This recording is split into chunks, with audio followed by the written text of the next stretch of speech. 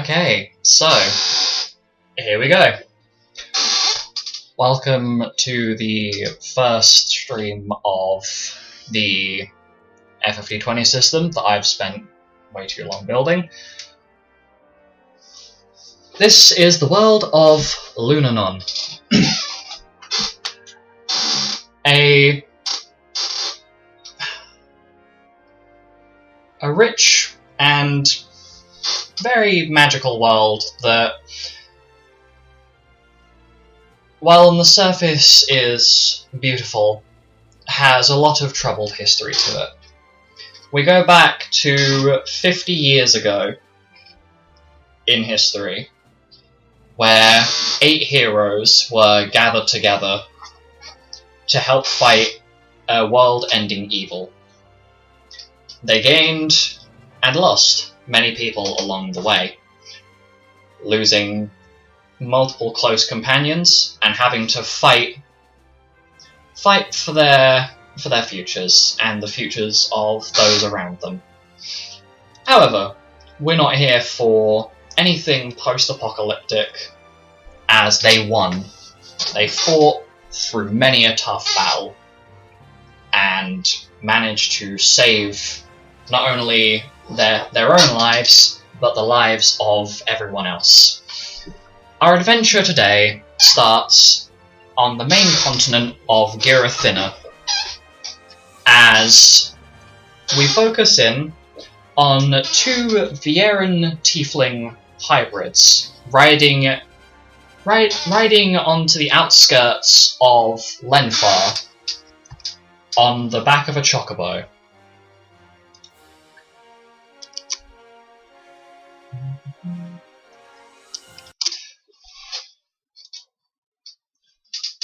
Milo, you feel an arm, or you feel your arm being shook, as during your extended travel, you ended up dozing off.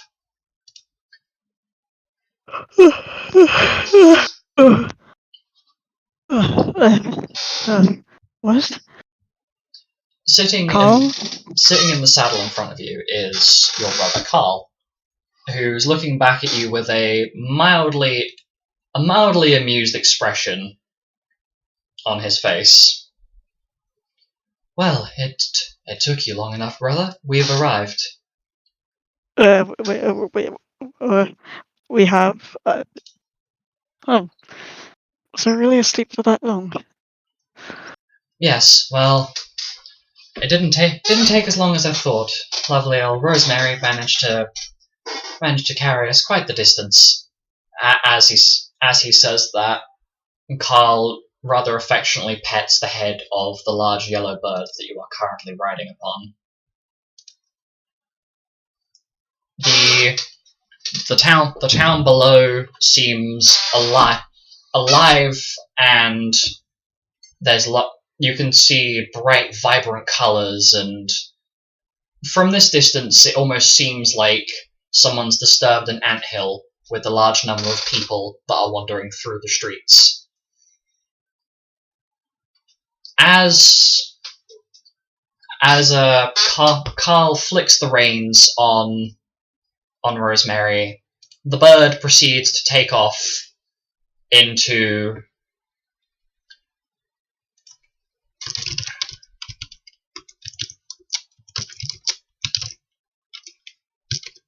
the... oh, fucking hell, give me a second. She takes off into the town, and you find that the town is absolutely packed with people today. There are loud shouts from the market across, which should be on your left as you go towards the large towering building in the distance, with a large insignia on a flag that appears to be of a howling wolf with a crescent moon in black against red tapestry, flailing in the wind. Hey, isn't that the building? The guild, isn't it? Yes, I believe that's it. Mother's description fits pretty well, though I didn't imagine it to be such a large building. Carl looks a little bit nervous, but is trying to keep his eyes on the road in front, as Rosemary's much larger size is making it a little bit awkward to maneuver through the crowd.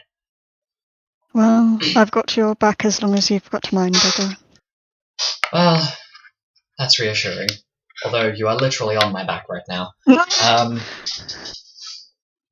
I say, what's that overhead? As you look up, a large airship appears to be flying over towards the nearest aerodrome. And in the window, you can see the outline of what appears to be two relatively young women. I want you to roll perception just to see how well you can make them out. Okay.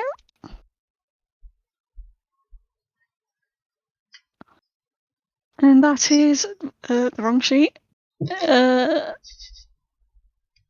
24. Damn. Okay, so you can make them out quite well. One of the young women appears to be of elven descent, with rather pale skin, and what appears to be a greenish white outfit of some sort. Though because the glass is somewhat tinted, it's hard to completely make out the figure. The other is a young girl in what appears to be more of a darker brown and white coloured outfit with flowers in her hair.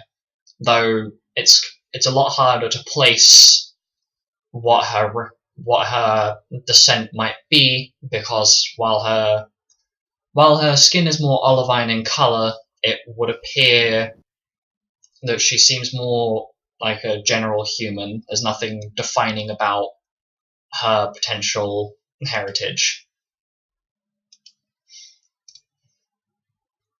So the bird proceeds onwards, and the crowd is noisy, to say the least.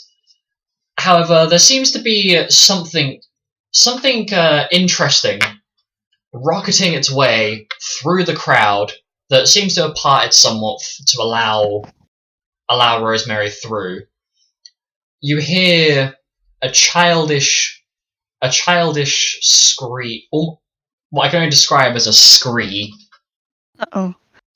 as a small, what appears to be a small canine boy sprinting full speed through the crowd.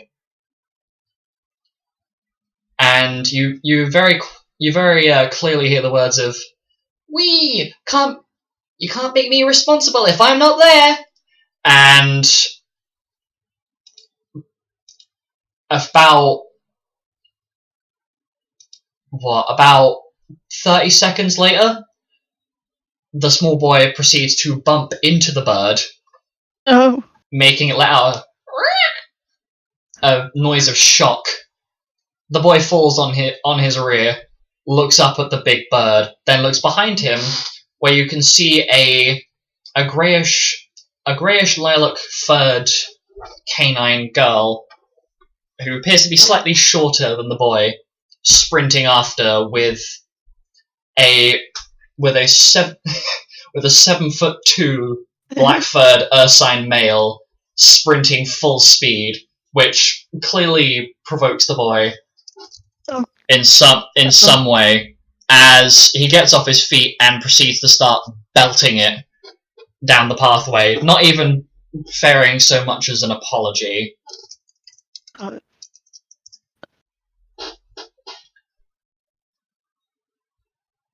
Milo just strokes Rosemary's feathers in an attempt to comfort. Carl seems a little bit annoyed, but but carries on as if nothing was happening. There we go. Just putting some audio in the background because it's a bit quiet. But as you're proceeding through, the young girl continues the sprint full speed after the boy, with the large ursine male bowing to you in apology as he sprints past. It would appear that whatever's happening here, this young rapscallion of a child has done something to either maybe stolen something, or from what you can gather is running from some sort of responsibility that he should be upholding. I wonder what that was all about. I have no idea, brother. It seems like the younger people on this continent are a lot more what's the phrase? They're a lot more lively than back at Honeymill. Though I guess that they must not have as good education or something along that line. Very irresponsible. I mean, if you're irresponsible in Honeymill, you might as well offer yourself to the Malboros, let's be honest. Yes, very true, very true. So the bird proceeds onwards, with Carl trying to focus a bit more this time on making sure there's nobody sprinting past. I'd like you to make another perception check, Milo. No, that didn't land in my tray. That's a 17. Okay, so you can see now that the airship that was flying overhead has now landed in a nearby aerodome. However, to your right, you see a very nice looking inn. The outside looks quite nice, but the inside seems rather dark and dingy. And inside, you can see a sandy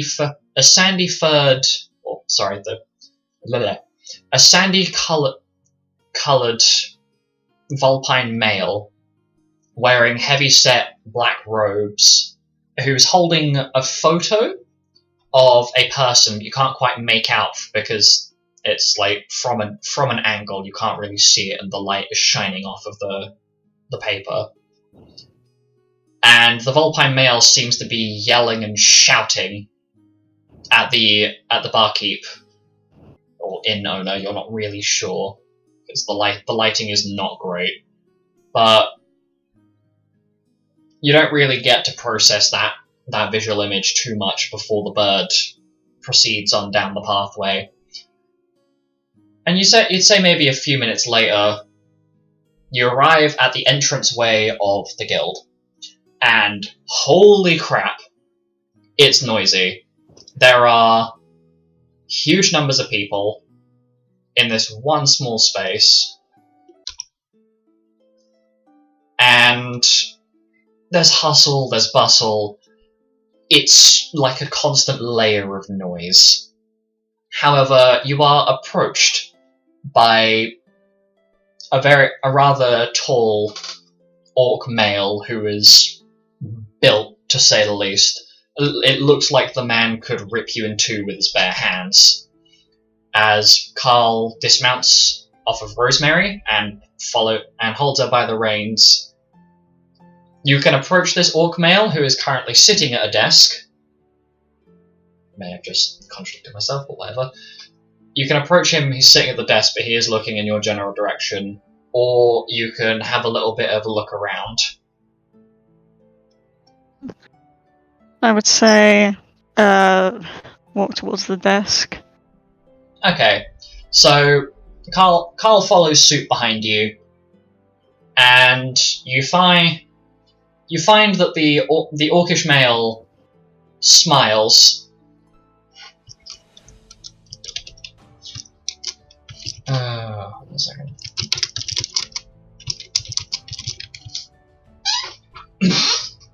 He waves his hand at you, and with a beaming grin on his face, "Afternoon.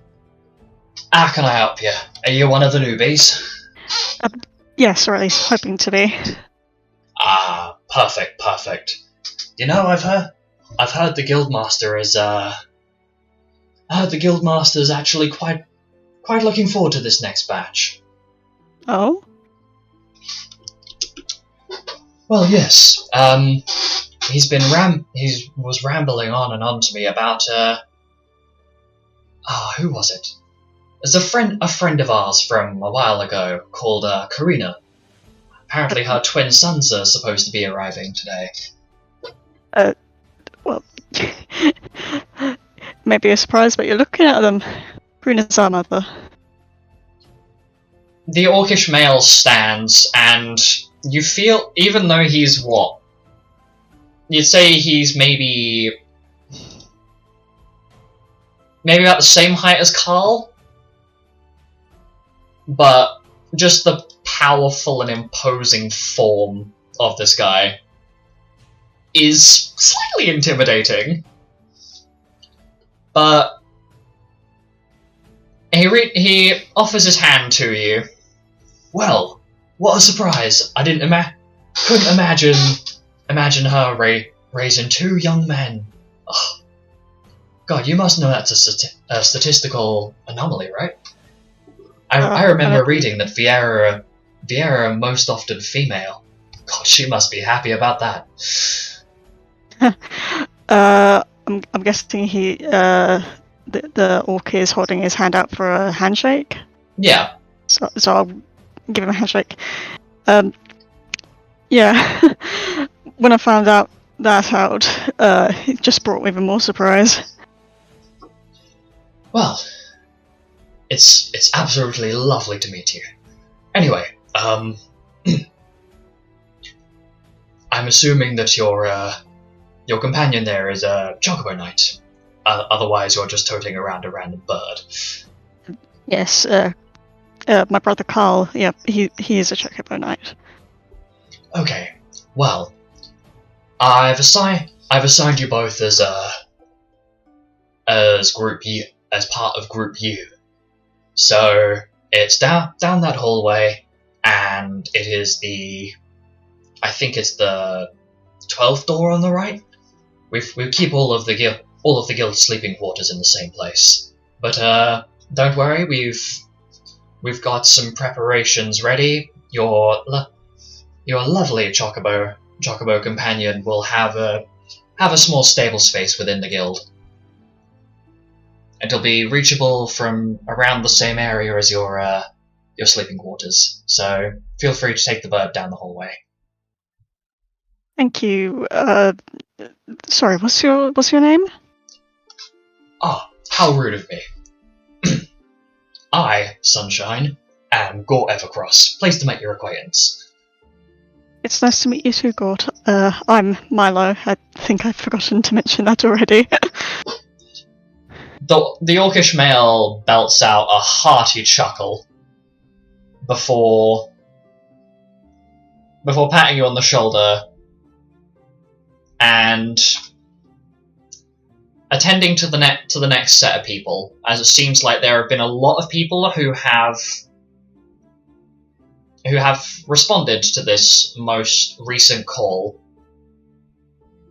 However, it seems like there are a couple of people here that are less reputable looking than others, as there are some of them that are being physically toted out of the guild by another slightly shorter orcish male that looks like he might be related to Gort. However, you don't focus on it too long as you proceed down the hallway that you've been shown to. Yeah. As you open the door, sitting in the rooms already are two very familiar faces that I'd like you to roll a quick history check to see if you do remember. Oh. 4. Okay. You don't remember them, but let me see if Carl does.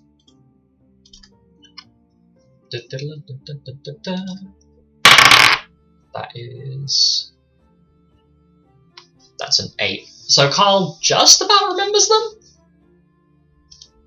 He nudges you with his elbow and goes, "Brother, aren't those the girls that were on the airship that we went past earlier?"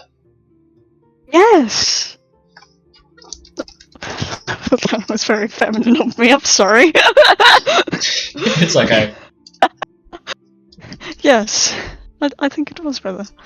As you enter, they seem to be having a very interesting conversation about their trip, and I don't think either of them have noticed that you've entered the room yet. Oh my god, you have no idea. Like, looking over that palace, just wow. Do you really think this is what, like, Fele and Diana felt? I really have no idea. I mean, this is just so incredible. It's like everything that I've read about in the books, but it's just so much to go about. Oh, Alice, you best stay close because I don't know, I could just explode. Honestly, I could explode as well. Like, look at all these cool people. I'm like, wow. I could cry. I actually could cry. No, I don't cry. Alice, don't you start crying or I'm going to cry as well. Sorry to intrude on your conversation, but hello. Oh my god, hello, new face. How are you? I'm good. How are you? I'm Hello. so excited. Oh my god, are you also here for, the guild? Yes, I would hope that everyone here is looking forward to getting to the guild. Yeah, It'd be a bit awkward sure. if we weren't.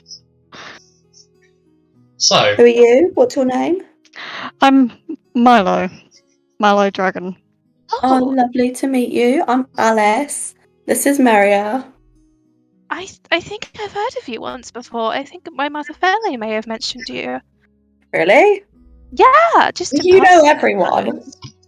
Yeah, I suppose I do. Connections and all. I recognise your mother's name, but I don't think I've heard much about you. Sorry, I didn't quite catch your name. Oh, I'm Astromeria Medusa. It's nice to meet you. Carl looks a little bit overwhelmed, and just kind of looks at Milo with an expression of help. I don't know how to interact with these two. There's just something. This is my brother Carl. It is pleasure to make nice your for both of acquaintance. You. So as you are having a conversation, Carl takes Rosemary further into the room, and there's a small little hay area that's sectioned off towards the back of the room, away from everyone else's beds, where Rosemary just gets all settled down. But the chocobo itself is giving Maria and Alice the motherly look of "you touch my kids, I kill you." She's very suspicious of the two of them right now, as they are completely new people. However, as you guys are just settling in and introducing yourselves, the door opens once again, and stepping through the doorway is a relatively young-looking human male with large claw scars over his face, and shortly behind him a very impatient and frustrated-looking rabbit man, who are just very carefully shuffled into the room by the orcish male that you saw earlier, throwing people out of the building. And the two of them are just kind of shuffled into the room together before the door is closed. And you can hear the sounds of footsteps walking away. Is that a rabbit? Yes, I am a rabbit. You can't just say Who things are all like of that. you? Are you my group? Yes, I'm assuming that we're all members of Group U. Yeah, Got mentioned something about that. What's your name? My name is Penton. Penton Eleno. Pleased to make your acquaintance. Yeah, lovely to meet you. I'm Alice, and this is Maria. Hi. Hello. My name is Milo, and my brother Carl, and his chocobo, Rosemary. Hello to you as well. So, what do we do? Just sit here and wait? Well, I think that they're probably gonna come and they're gonna give us like a really intense battle, you know? And that, oh my goodness, that would make me so happy. And I could practice like all my swords work and that kind of stuff. Now, wouldn't that be so cool? Isn't that right, Maria? That'd be amazing. Just don't get too over yourself, okay? Like, do you even know? I am one of the strongest people that I've ever met, and I'll be honest, I haven't met many people, but I still think that I could actually beat up a lot of people. I mean, you would certainly beat up me, so I think that's another thing to be accounted for. Yeah. Maybe let's not go going around beating up people. I think I Carl- could take all of you. Carl taps Milo on the shoulder and just looks over at the human boy who has been just kind of looking like he's looking like he wants to say something but doesn't want to interrupt anyone. Brother, is that me or are those never mind. Excuse me, sir, but what is your name? And Carl looks directly at the human male with the facial scars, who is just kind of standing there at the moment. Yes, my name's Jasper. Jasper Hyde. I've heard all your names, so nice to meet you all. It's just nice to meet you too, Jasper. What are your scars from? Like Every scar has a good there point. are a lot more questions that you could ask before getting too friendly or personal. Don't It's mind not wise Alice, to she's pry just... into a man's past before you know You don't them. need to offend anyone. I don't know. I cannot. I get a bit carried away, you know. That Marion, she's known me for like since we were like babies, you know. And she does tend to say some things without thinking about it first, but she means well, I promise. I'm sure she does. As you guys are having a conversation, you hear several loud knocks on the door, followed by the words, "Form up!" And I'm three. I don't know. There, in the room, there are a total of, where is it? A total of 8 beds in the room? Let me just double check. Yeah, there are a total of 8 beds in the room, not including the little hay patch that Rosemary has settled down on. So, not only are you missing 2 people, but you would assume that you're supposed to be standing by the beds.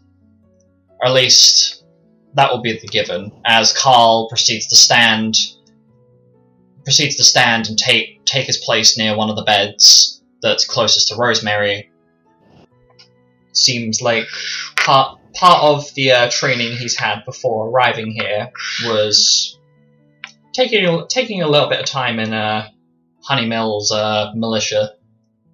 Brother, if I'm assuming correctly, we're supposed to stand by our beds. At least that's the assumption I would make from very it's reminding me of when Seek was teaching me how to ride a chocobo. All right. Milo will stand next to the bed next to Carl's. I'm assuming the rest of you are following suit. Yes. Let's go stand by our beds like good little soldiers. I'm so ready to be part of this army. Army? Shortly after you've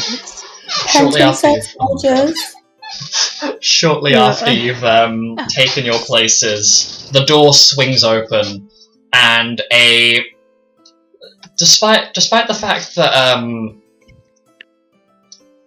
just want to give context that there are a couple of you that are relatively tall, but the person who steps through the door is a what I can only describe as a very suspect-looking wolf male who appears to be wearing garbs that would make you think of someone who would street con you, or something that looks very much like they would like a robber, if you will. Alright, kids, the guildmaster's on his way in, so please form up and show your respects. And he leaves the room.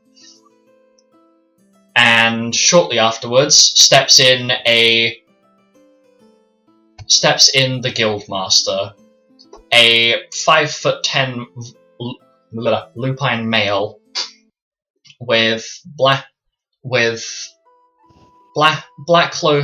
combination of black, silver, and gold colored clothing that doesn't leave a massive amount. That doesn't really protect much. His stomach, arms, and legs are mostly exposed. So we're talking like anything below the knee or from the shoulder downwards, or that section between the waist and the bottom of your ribs is completely exposed to the open air.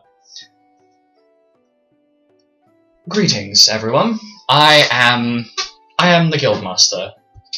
You shall address me as either Lupus or Sir Crescentfang. Ugh, I hate typical titles, but please refer to me as Lupus. I am the Guildmaster here, and I will be the one that you will be deferring to should there be any serious problems in the guild. You appear to be missing a few people. And after Lupus says this, you hear quietly in the background you hear multiple sets of footsteps. One very heavy set that sounds more like someone slamming their feet into the floor. The other almost sounds like a pair of tiny little footsteps repeatedly slapping across the wood. As bursting through the doorway is the greyish lilac furred girl with slightly dirtied clothing.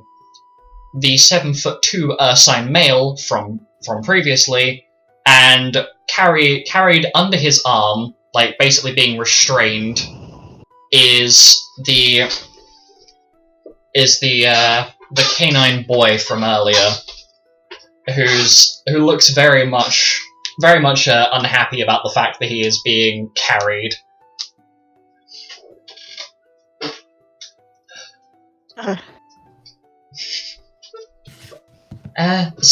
Sorry we're late. Zanus decided it'd be a genius idea to go running into the fields for some reason. The greyish lilac furred canine girl speaks up and scratches the back of her head. It seems like she has a very shy disposition, but after stating this, the Guildmaster just puts his index finger and thumb on the bridge of his nose between his eyes, and just lets out a deep sigh as though he's trying to ward off a headache. Thank you, Kay. Father Bear, you can put the boy down now. And at this prompt, the Ursine male places the boy down on the floor, who looks up at the Guildmaster and goes, "Hi, Dad. I decided I don't want to be responsible today."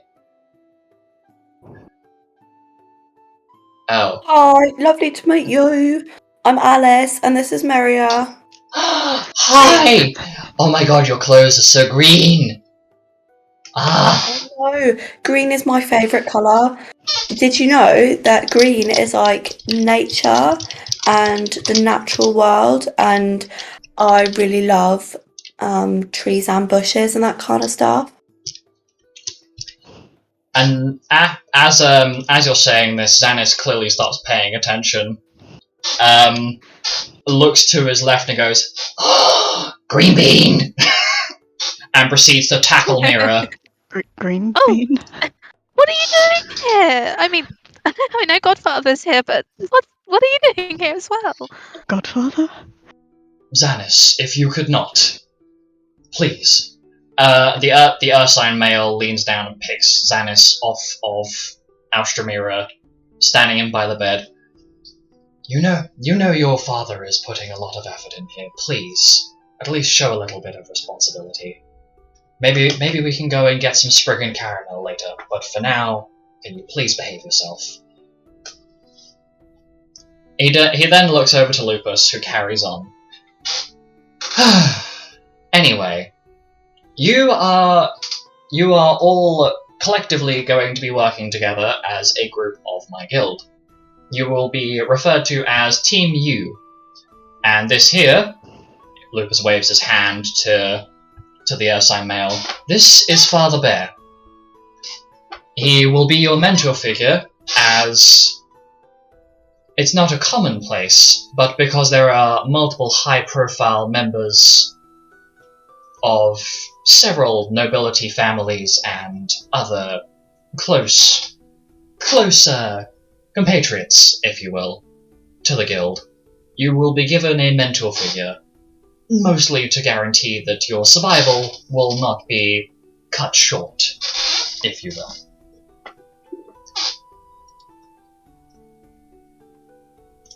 Anyway, I would very much appreciate it if you could please set yourselves up in this room. Please share out the beds. There are separate areas for you ladies to change without the men's prying eyes, and you will all be expected to gather in the guild's dining hall in a few hours' time. That'll be all. And Lupus proceeds to start walking out of the room before the canine boy grabs hold of Lupus's hand. Dad, why can't I go with you? To which Lupus just crouches down, pats the boy on the head and goes, Zanus, I've told you about this. You can wait until later, but Papa Wolf needs to go and do some important work. To this, Zanus lets out a little whine before letting go, and Lupus leaves the room.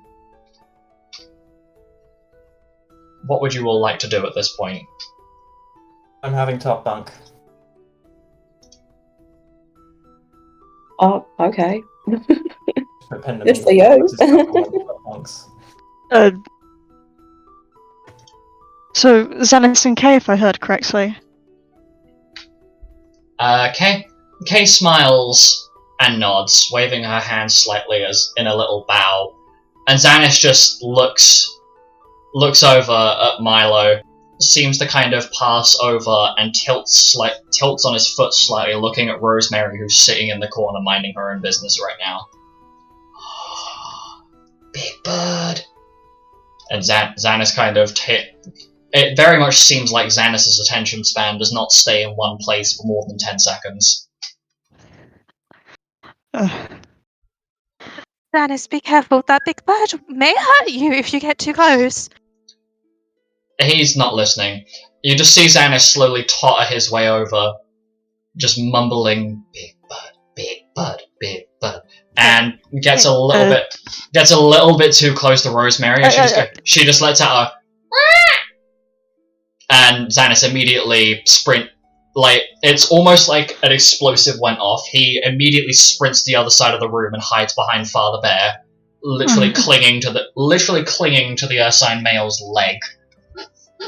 Like a cat, it's almost as if like a cat had just heard thunder. If I had to explain it. They didn't warn him. I'm sorry about that. I'm Milo, by the way, and the chocobo is my brother's mount. Her name is Rosemary. Kay steps forward and bows slightly to Milo. It's a pleasure to meet you. My name is Kay. Kay Melody Lavanda. My father used to be a very close companion to your mother. It's Karina Dragon, right? Yes. Well, I'm Lilac's daughter. It's her. Oh. It's nice to meet you. Kay offers a hand to shake. However, you do have to kind of crouch down slightly because Kay is 4'2". She is very short in comparison to your 6'3" self, I think. I think. Oh wait, you're still wearing the Viera heels, so 6'2" for So- Lila, but yeah, still got that. yeah. No, wait. There was 6'5" with the heels on. yeah. So you are towering over Kay right now. She is very short in comparison. Lila shakes her hand. After this little bit of chaos, Father Bear speaks up. Well, I should probably introduce myself. I am Father Bear. I will be your as I've already said, I will be your mentor. I end up looking after Zanus and Kay quite regularly. I will also be the one who will be assessing you during your entrance exam, which I think will probably be tomorrow when it gets announced. So how about we have a little bit of an introductory exercise and just share a little bit about ourselves. It'll be an absolute pleasure to get to know each other. And I'm just gonna do this. The Father Bear then proceeds to sit down on one of the beds, and it lets out a very loud creak underneath him, as it clearly is not. It's a much smaller sized bed. It clearly is not made to support a pretty strongly built 7'2" Ursine male on it, and it just lets out a as he then just sits and looks at the rest of the group. Well then, how about we start with you? And he looks over to Alice. Hi, I'm Alice. You probably already know that. I am Diana's daughter. If you know, the really famous Diana Powers. I'm also related to Maria, and yeah, she is really lovely, and I spent a lot of time with her when we were growing up. Yeah, I grew up in a noble family. They were fishermen, but now, apparently they were fishermen. I don't really know, but, I think that's the history. And I just really love beating people up, beating stuff up. I think I could really survive in the wild, and I'm just really done with that noble life. I just kind of want to, give it down dirty, as they say on the streets. So yeah, Maria, you go next. Oh, okay. Well, my name is Maria Maker Atisa. I am the daughter of Felicity Atisa, the leader of Calaris, the noble trading island. Well, I've lived quite a sheltered life, I suppose. I read a lot of books, and I know a lot about the world, but only from those books. So I suppose in reality I'm a bit clueless, but I'll do my best. You hear in the corner just Zanus giggling, going, hopeless. What about you, Zanus? Oh, it's my turn. Okay, my dad's basically own this guild. You just met Papa Wolf, and his, and then my other dad is Papa Fox, and I want to grow up like them. They're super cool. Did you know that they helped to fight? They helped during. I forget what it's called. But they helped the Crystal Heroes years ago. Nobody believes me, but they're awesome. And also, I wanna be like them, because then I can help them and go on fun missions and adventures and then he just starts rambling on and on and on and on. And he kind of just loses him. He just kind of gets progressively quieter and quieter and quieter. And it's kind of clear that his attention has kind of drifted until something clicks. He's like, "Oh yeah, my dad also got me this knife that explodes," and proceeds to pull what appears to be a silver gun knife out of one of his back pockets and like waves it around. It's like it explodes and it's cool and it blows things away. And I should probably put it away. Dad told me off last time I used it. I can see why. You may blow up the wall, although that would be quite cool. Well, I mean, Let's not give anyone any ideas. it would be fine, because... And at this point, he really has to take a moment to process what the next words out of his mouth are, because it's like he's trying to concentrate on one thing. It's really, really not working for him right now. His brain is just here, there, and everywhere. And it seems to almost click for a moment. It's like, well, about exploding things.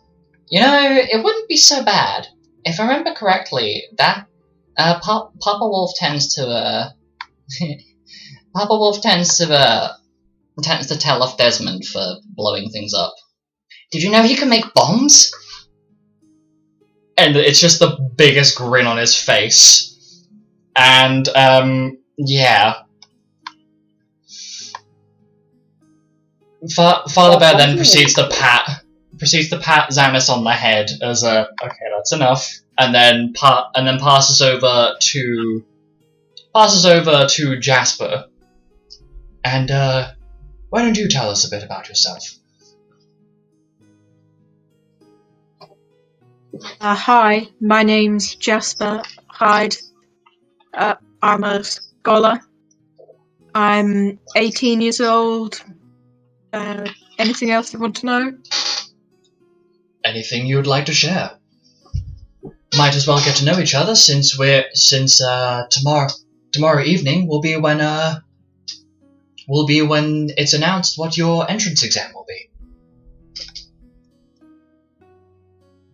I think that's enough for now.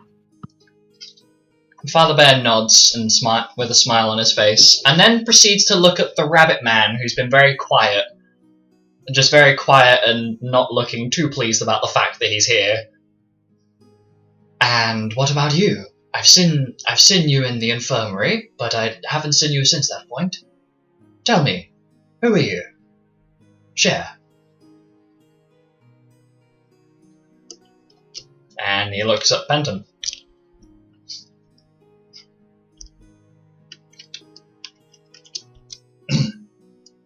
Penton, you're muted.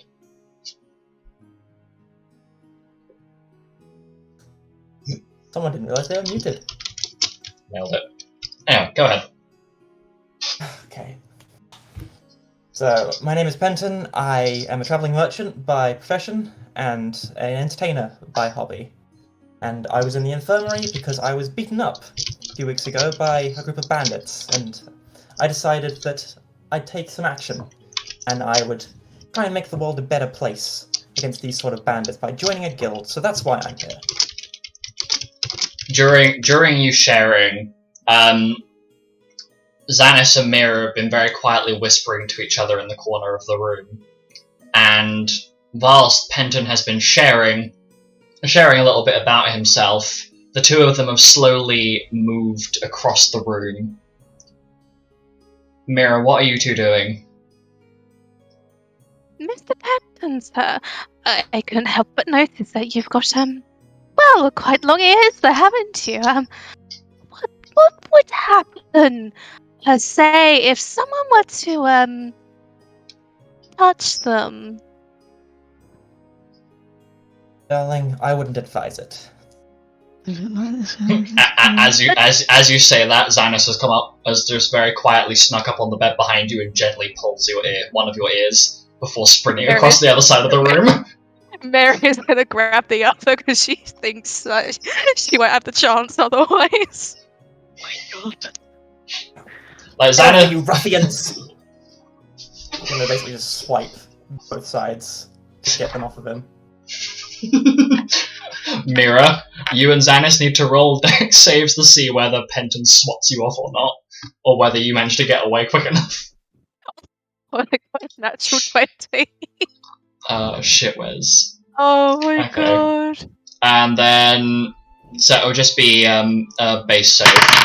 And Zanus rolls a 10, so Zanus manages to just about dodge, but, like, Penton, if you wish, you can grab hold of Zanus's tail, because his tail was the last thing to retreat. You completely miss Mira. Zanus, on the other hand, you can choose to let him move away, or you can exact Why is he away? vengeance. He's not trying to bring them back. No, more of a you can exact vengeance for having one/both of your ears pulled. Because keep in mind, Zanus is not gentle about it. It's like a proper yank. Yeah. No. No? I'm going to. No. Okay. He's just gonna snarl. Snarling bunny rabbit. It's gonna hurt like a bitch tomorrow. Oh, I'm sorry. I didn't realise it would hurt quite so much. Any Meanwhile, part of the body would hurt if you tug on it, my dear. Kay let me is tug on just yours. face palming. No, it does not. You do that, you get the tail. The tail as well? Oh my goodness, this would be fantastic. It means research. it will hit you, Maria, I'm afraid. Kay comes Please up do to not pull on any part of my body, or Carl's, or anyone else's, unless they consent to it. Kay Zanus, moves you up to Kay moves up to Milo and Penton, and just very quietly, well, very awkwardly goes, "I'm sorry, unfortunately, I'm the brain cells among the three of us. I apologize for their idiocy. Especially Mira's. Zanus is just a dumbass, and Mira doesn't help. So I apologize sincerely." And she once again just bows. It's fine. If it happens again, I won't be so nice. I don't think you were particularly nice the first time, to be fair, but Nobody alas. asked you. Oh, Maria, were you not taught anything in politeness? I don't know. My father's always been a bit rambunctious at times. He always swears a lot, and, well, doesn't help my other father figures are a bit strange as well. You're a noble, you know. Gotta behave like one sometimes. Anyway, moving swiftly onwards, and Father Bear looks over to Milo and Carl. I imagine that you two have grown up together. You seem very... I can't place it, but you are very similar to each other. That would be because we're twins. I am... Sorry, what were you going to say? Just Father Bear looks a little bit surprised, but just very quietly waves his hand for you to go on. I am Milo Eos Dragon. Milo looks over to Carl to see if he'll introduce himself. Carl just has a smile on his face. You first, brother. My mother is Karina Dragon, and, well, I am a medic. I can heal others without the use of magic. Whoa. That's Also, crazy. I have a gun. Whoa! That's crazy. Immediately at the word gun, Zanus's ears just twitch, and it's almost as if, like, it's like almost like an owl, Zanus's head kind of slowly turns towards Milo with a look of awe on his face. You're like my dad. You're like my dad. You use guns. And Which one? oh, that's easy. Papa Fox. Okay.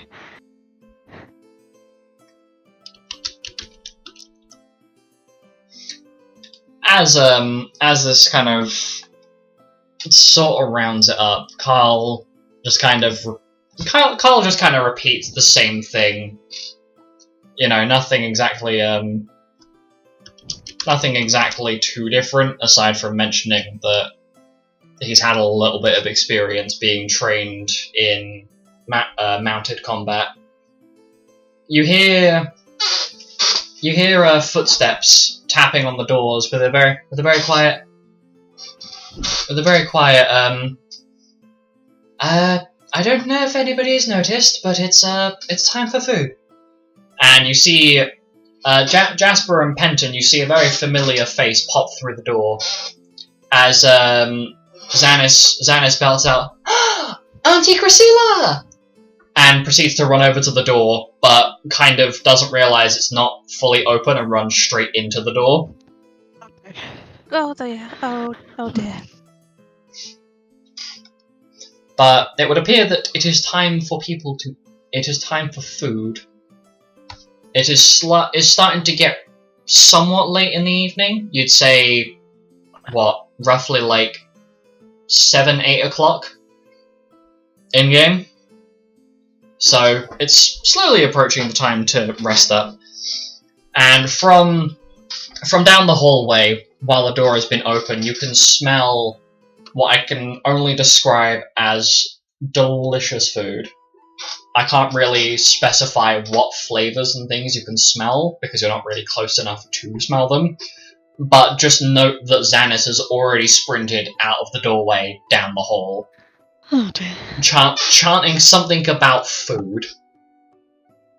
Without saying a word, Penton's just going to leave the room, nod Priscilla on the way out. Understandable. Is everybody else following along? Yeah. Yeah. Yeah. Yeah, sure, why not? I go wherever Alice goes. It's my motive. Okay, so as you approach the dining hall, the rich smells and sounds of sizzling meat, boiling water, broth, like different types of broth, and what looks like different types of bread as well, and you can also smell lots of like sweet things as well. Like there is just a whole bunch of people cooking, and amongst them, you recognise that the guildmaster himself is also lending a hand to prepping the meals, and is kind of like barking orders at the rest of the cooks, as they are just like there are loads of people piling into this room. You'd say, judging from your rooms, each one of those rooms, say 26 of them in that 26 doors in that hallway total. Each one of those rooms could probably fit about 10 people in, and your group out of at least 50 people that applied to this role that got in. So there are loads of people in this one small space. The sounds of merriment and happy people eating good food ring out. Are any of you going for a particular type of food? Are any of you avoiding certain things? Such as I imagine Penton is probably more of a vegetarian because rabbit. Yeah. Okay, so as you go to gather up food, you all get seated together, and you notice that Zanus is kind of hovering around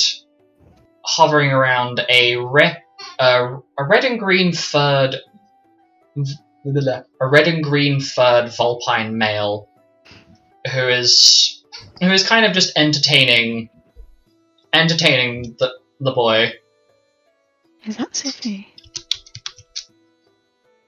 Do you want to go over? Let's see if you can No, introduce yourself. can I make a perception check to see if Yep. if it is actually Go for it. 24? 24. Yep. Across the table from you is a very familiar figure to you, Milo. Is Ziffy, though he appears to very much be sending Zanus back over to the rest of you, as he's not only eating he's eating a lot. Like there are a couple of bowls already empty, though you're not entirely sure whether that's Ziffy having picked through a lot of the cooking, or whether Lupus has been heading back and forth between the table and the kitchen. But as Zanus returns, the mealtime kind of ends relatively quick, but it's slowly approaching nighttime, and you're all directed by Father Bear to follow with as you collect fresh garments for the bedding, your beds, and find the areas to clean off clothes. And Father Bear shows you around. So he shows you there's a bathing area that's usually rotated around, so people can, like, each of the guild groups kind of cleans themselves off, and there is a separation between where the men and women are cleaning themselves off.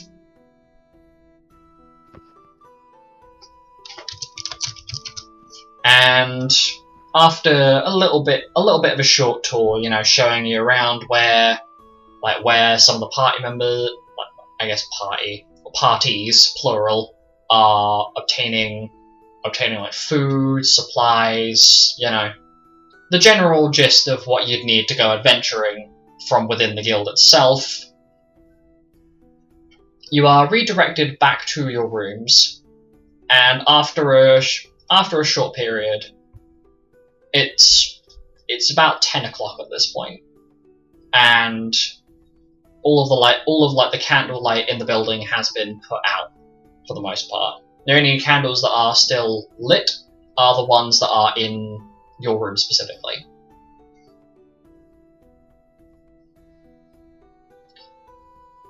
Do any of you intend to stay up beyond the bless you? Do any of you intend to stay up beyond the time, beyond this point, or are you going to rest up for the next day ahead? Marlo's definitely going straight to sleep. Yeah, Penton's going to sleep. I'm assuming the same for Alice, Mira, or Maria, and Jasper. Yeah, I Alice, guess you so. have anything otherwise? Okay. If everyone is going to sleep, then I'll go to sleep. But if someone's going to stay up, then I will stay up with them. It would appear that for now, the only everybody else is going to sleep. Even Zanus, despite the fact that Father Bear is struggling to get him to actually sleep, seems to eventually manage. It seems like Zanus is a very restless child, if anything. And we roll on to the next day, where you are all awoken by the sunlight that comes in through the window, or by Father Bear basically gently shaking you awake.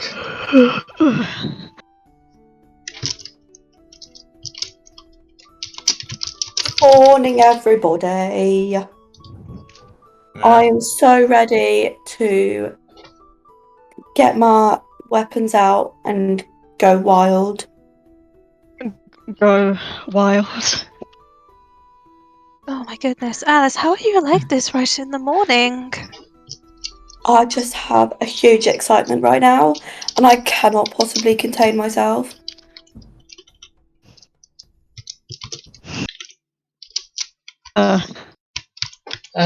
Okay. So Kay's hair is just absolutely tangled. You can hear her very quietly cursing under her breath as she's trying to brush out the entire length of her hair, and it keeps getting stuck. Like the brush she's using. Father Bear is trying his best to get Zanus to actually brush his fur, but Zanus is just being a little shit.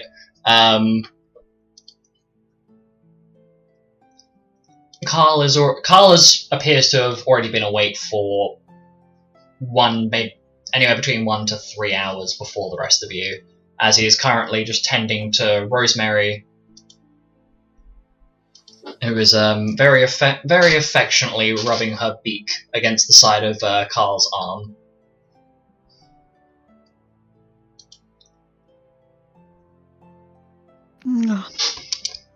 Morning, Carl. Morning, brother.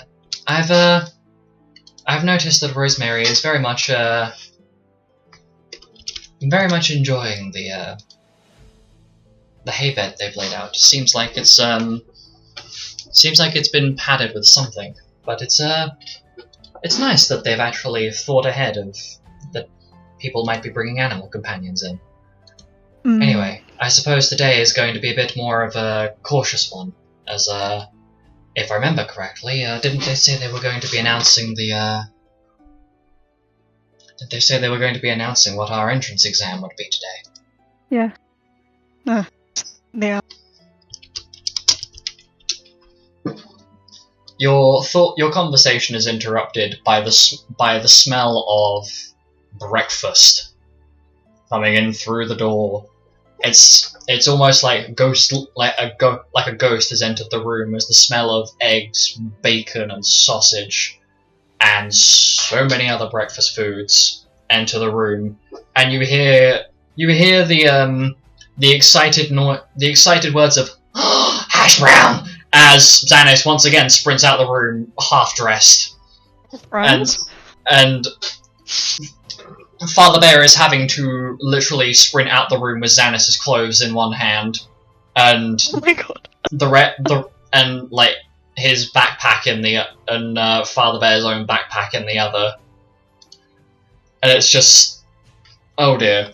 There is now a half-dressed 14-year-old sprinting down the hallway, with Father Bear shouting after him. Are the rest of you gonna head off to breakfast while Father Bear deals with the Maybe should Zanus? invest into one of those child leashes. It may be quite efficient for someone like him. He'd fit in one as well. What? A child leash. Didn't you have one? No. Carl just kind of Carl looks at Mira with an almost mild look of distaste. Maria, don't you think putting a leash on a canine seems a bit offensive? Really? Anyway, I'm heading off to breakfast, and Carl just leads Rosemary out of the room. I'm following. I want these hash browns. Let's go get food. Okay, so as the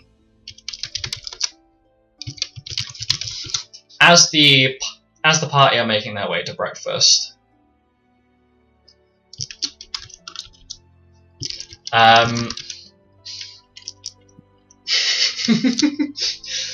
you manage to like make it to the dining hall. But on your way past, you see Father Bear has basically had to pin Zanus to the floor to actually get him changed. And he is just flailing and yelling about wanting some breakfast. And he doesn't want to get dressed yet. He can get dressed after breakfast. And it's kind of comical, but it's also kind of disappointing that this is what the Guildmaster's own son is behaving like on the first day. Children these days. My mum would have never let me be like this. I don't understand. I Everyone's different.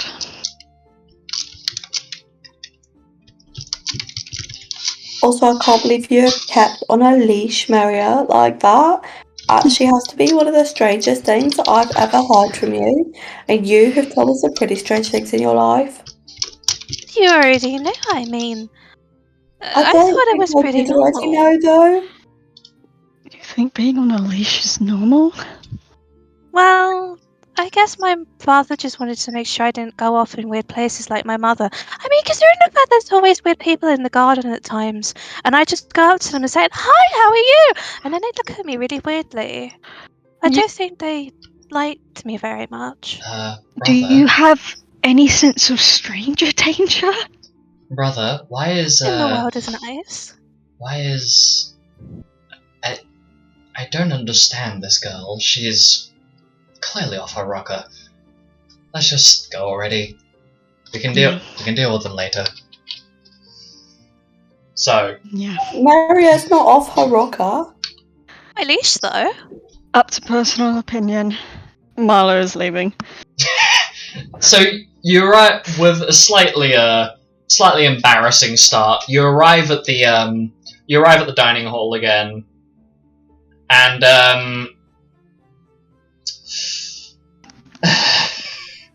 what I can only describe as a breakfast buffet lays before you. There is, anything you think of as a breakfast food is at this table. Like, there is so much there, and you kind of want to get in there quick because it seems like people are just ravaging through what's there. Like, by the time you get there, fucking Father Bear has already tried to secure a table and try and get a whole variety of different things. However, slightly unexpectedly, Penton, you find that in front of you, Father Bear places something very familiar.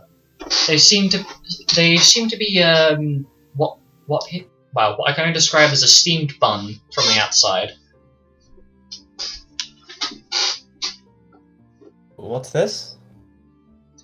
Well, I'd assume that you'd know what they are. It's a specialty that the Guildmaster's been trying to create recently. They're quite popular in Rabbit Hovel, which excuse me if I'm wrong, but I would assume that you're from Rabbit Hovel. Am I wrong? You would assume correctly. Okay. And here I thought I was about to be very offensive. But What are they? they're Gleam Carrot Buns. They're quite popular back in Rabbit Hovel, and the Guildmaster has been rambling on about trying to make them recently, so I thought I'd try and grab you some before they all vanish. Oh, thank you. Appreciate it. Father Bear just gives a smile. As you guys are just tucking into breakfast, you are approached by the Guildmaster directly. This would be maybe about an hour into breakfast, so where you guys would have finished eating by now. Well, Group U, I am assuming you remember who I am from yesterday, otherwise you might be in a bit of an awkward spot. But I would like your group to please come to the it's not my office, but it's the room just slightly to the right of where my office is, as we will be preparing you both mentally, and you'll be getting told what your entrance exam mission is. Please do not be late, and please make sure that you are prepared, as you will likely be leaving later today. Thank you, and please enjoy the rest of your meal. And the Guildmaster proceeds to walk off. Oh my gosh, it's all happening. So we're going to his office? What? Because, I mean, if it's not his office, but it's not his office, then is it the office's office? What? Does it really matter? Wait, Mira, does that Wait, does that mean wait, does that mean that you're talking about an office inside of an office? Or... Exactly! Oh, That's what I'm God. trying to say. Or could it just be like one big extension? I mean, if there's a door linking the two together, then that could solve everything. But if there isn't, then I'm not really quite sure. Unless it's like a secret passageway or like a Benton has stuck his ladder. fingers in his ears. Zanus immediately after you finish speaking, Mira, Zanus slams his fist into the table. The office is pregnant. Oh, The what? office is pregnant! Oh my god, do you think it's going to give birth to like all the same stationery and stuff like that? Or is it just going to be duplicated? I mean, I really don't know. Alice, what do you think? What do you think was going to happen? Milo is putting his head in his hands in absolute pure disappointment. I am so confused right now. I thought I was following this conversation, but now we're talking about officers giving birth, and like, I'm just not sure that that's something that can possibly happen. And I really think that you're struggling today, Maria. It's kind of weird. I've not been outside in a really long time. When was the last time you were outside? Huh? Never. Really? Zanus is trying way too hard to keep the smile off of his face. As we'll cut ahead a little bit to when you guys have finally been finished eating and prepared yourselves for the day, so gotten fully dressed, as none of you have yet announced that you're actually getting out of your PJs into your normal clothing. But that's fine. Breakfast is normally a thing you consume in pajamas. Why can I No, don't worry.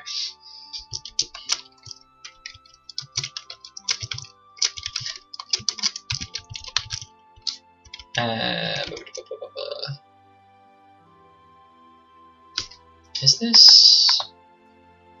Uh-oh. This has not updated. Okay, let me refresh this for a second. Wiggle, wiggle, wiggle. There we go. This is not appreciating the fact that I am moving this from two different screens. Anyway, moving swiftly onwards. You are brought into a room where in front of you is the Guildmaster himself. And in this room there appears to be a large chest, like chest? Yes, a large chest with a very ornate-looking design, and a second, slightly larger chest with a much fancier-looking design. Like, we're talking. One of them looks more like it's been frequently used, the other one looks like it's a very major decorative piece. So, I appreciate you all coming. And Lupus takes a second to giggle to himself. Before moving swiftly onwards to the topic of conversation at hand.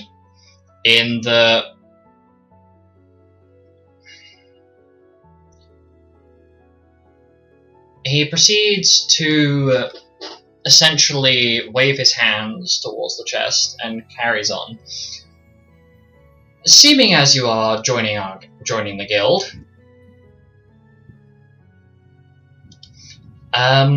well, I should explain that once every I'm not really sure how to describe it really, but every so often we have new guilds form up, and while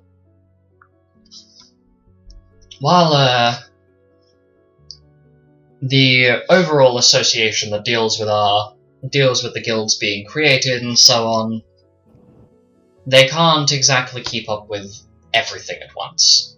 So that is why they give us this very fancy chest, and once every month every single member of this guild can open it and that is how the guild association tries to support the smaller guilds, if you will. So, Okay. put quite simply, whilst you are here, we will allow you to open this chest once every so often. And while it may not exactly be the most interesting thing, it's certainly helpful. I don't know, it's pretty exciting. Well, as you are new members, I would like to offer the following to you. Would you, as new guild members, would you like your first opening of this chest before I announce to you what is your task, I suppose, the best way of phrasing it? Yes. Okay. So. Oh god, this is not updating properly. Okay, now it's updating. I'm trying to manage 2 chats at once. Mary is just gonna whisper to Zanus, "Do you think you could fit a body in there?" Zanus just looks at Mira as though to say, "You're an absolute fucking weirdo." That is the one time that Zanus just looks at you like he's concerned for your well-being. It's just a scientific question. He once again frowns and just shrugs, clearly more invested in opening the box. So, Lupus looks to you all. Just to clarify, you aren't officially members of the guild just yet, so you won't get as serious of a reward out of these.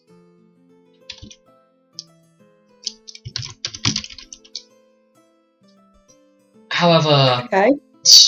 I should note that once you've finished your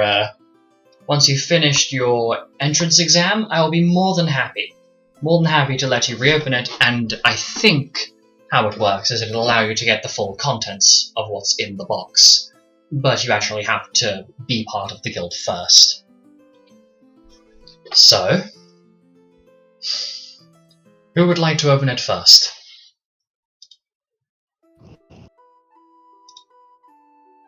Maybe Zanus, because Zanus is like really energetic and stuff. You know, Zanus looks like he really wants everything to do with that box.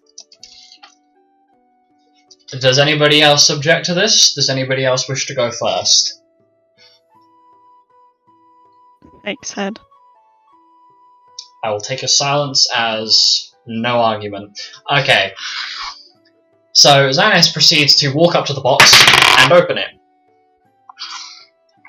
Ooh. And now we have to roll. I apologize to nobody about existing. Proceeds to open the thing. Just gonna open this because I need to. Okay. So,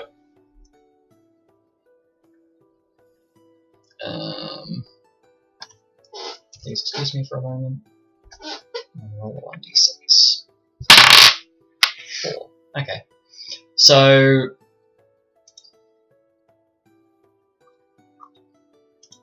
give me a second. I'm just trying to brain cell. So it's 13. Oh, that's useful. So out of the box, you watch as Zanus pulls out 4 antidotes from the box.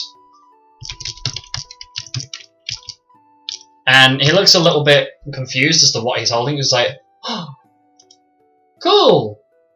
And looks kind of underwhelmed by it. But,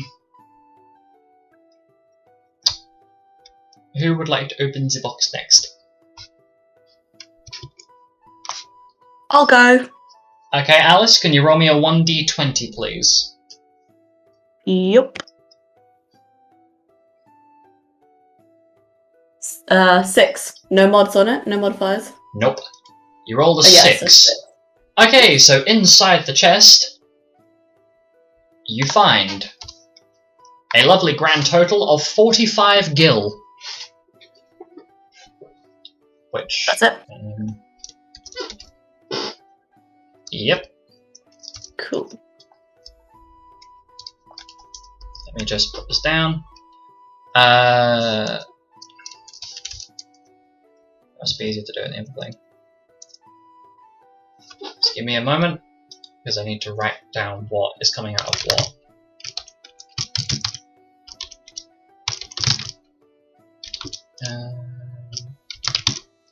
I really should have had these noted down beforehand. But that's the beauty of a D&D session, is the fact that you can just kind of freestyle half of your content and go, yep, I totally planned this. Okay, so Alice got 45 gil out of it. So I will be adding all of these items in that after the session just to make my life easier. Less of a headache. Oh, so you're adding them? Yeah, I'll add them in. Okay. Okay. Next person to open the box, please. I'll go. Okie dokie. Milo, can you roll me a d20, please?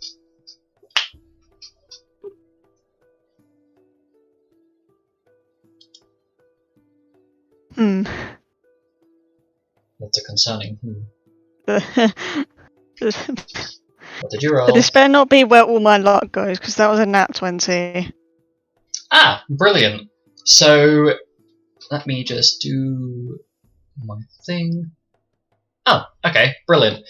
Inside the box, you find a small ammunition pouch that appears to contain 50 bullets that appear to be the exact same make as what your broken handgun currently uses. Nice. Who next? Kay, Mira, Jasper, Carl, or Penton? Me. Okay, Jasper, can you roll me a d20, please?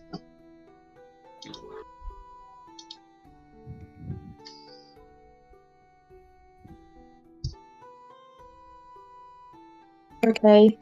So it's a 1. That's perfectly fine. Inside the box, you find 62 gil. Okay. That's fine. And you're gonna write it down. Yeah, so what I'm going to do, I'm going to post it into our Discord. Oh, I should probably... I'm actually going to mention that at the end. But I put it down into our streaming Discord that I've got for us. Just slap that down in there, and then I'll do something about it later. So I'll just add it in. And if we need to use it during... Like, if someone gets items that needs using during the thing, I can explain what that does. Anyway, Mira, Penton, do either of you two want to go next? Or do you want to wait for Carl or Kay to go? You can go first, Penton. It's okay, I can wait. Okay then, I guess I'll go next.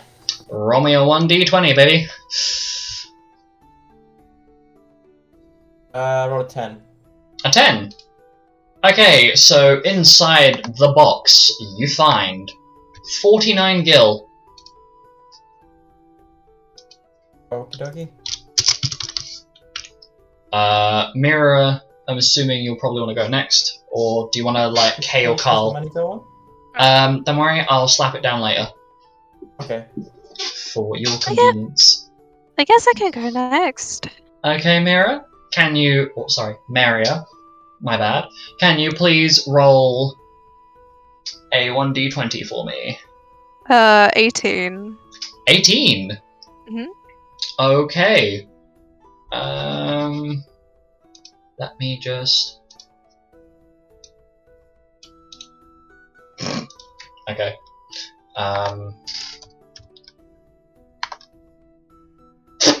Okay. That's kind of funny, not gonna lie. So as you open the box, you find a very interesting item. You find a pouch of bullets that are very interesting in design, and on the pouch it is labelled Guntana. So, what appears to be a combination of, similar to Zanus' gun knife, except for a replaced knife with katana. And you now have 50 of those just chilling in your inventory.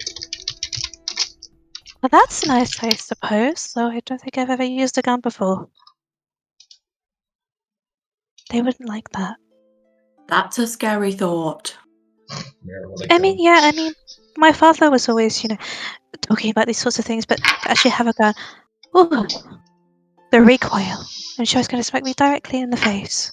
Okay, so Carl now goes. That's a 14, so... And yes, if the chat is curious, I have a chest randomizer that I have built by hand. I don't make my life easy. Roll a d6, that's 1. Carl, what did you pick up? Carl, what did you get? 31. Oh! Carl just pulls an earth drum. A singular earth drum out of the chest.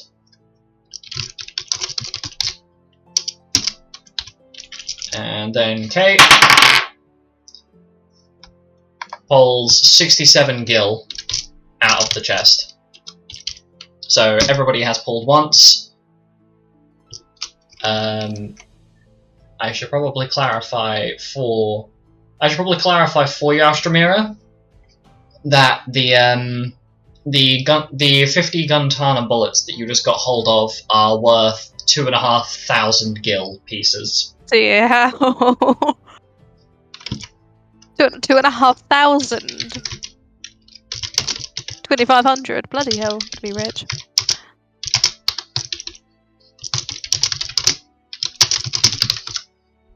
Take that as you will. Alright. Anyway, after your little your little introduction to opening these boxes, Lupus has a smile on his face as he looks over the group. Seeming as you are all working together, you may have noticed that your group is a lot more high profile than most of the others.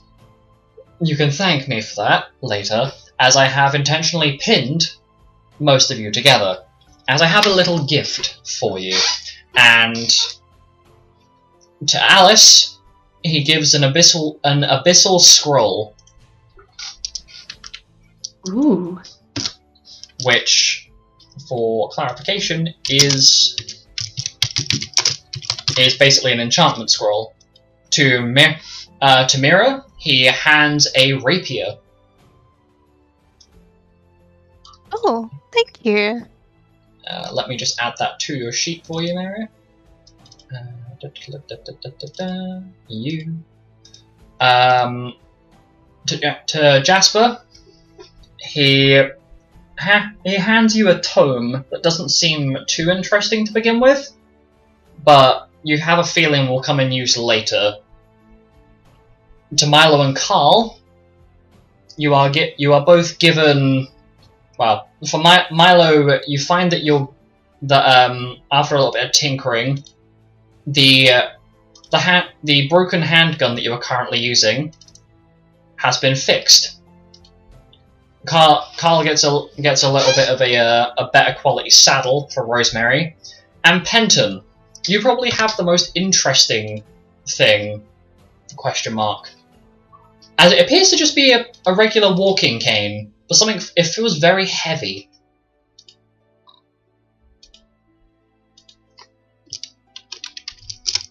Vincent's going to walk up and take it, and be looking at Lupus the entire time with a blank expression. And then it's going to pull the handle.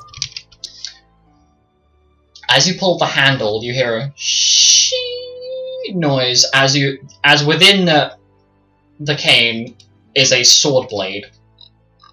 It would appear that you have been given a sword cane. Just as I thought. It seems roughly the same length as a traditional short sword. Gonna take it out, examine it, and then just put it back. Okie dokie. What? Weapon? Let me just... Okay, if you give me a second.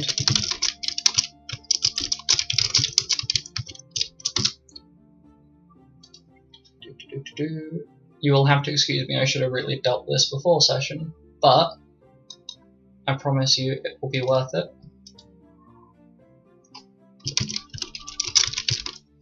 Okay, so you go. Lupus then looks to you all. So your guild entry mission is quite a simple one. What you'll be doing, you'll be heading out to the local bandit camp. Or I say local bandit camp. There is a group of bandits that have recently become a problem. In that, during their stay here, they have been robbing local villages.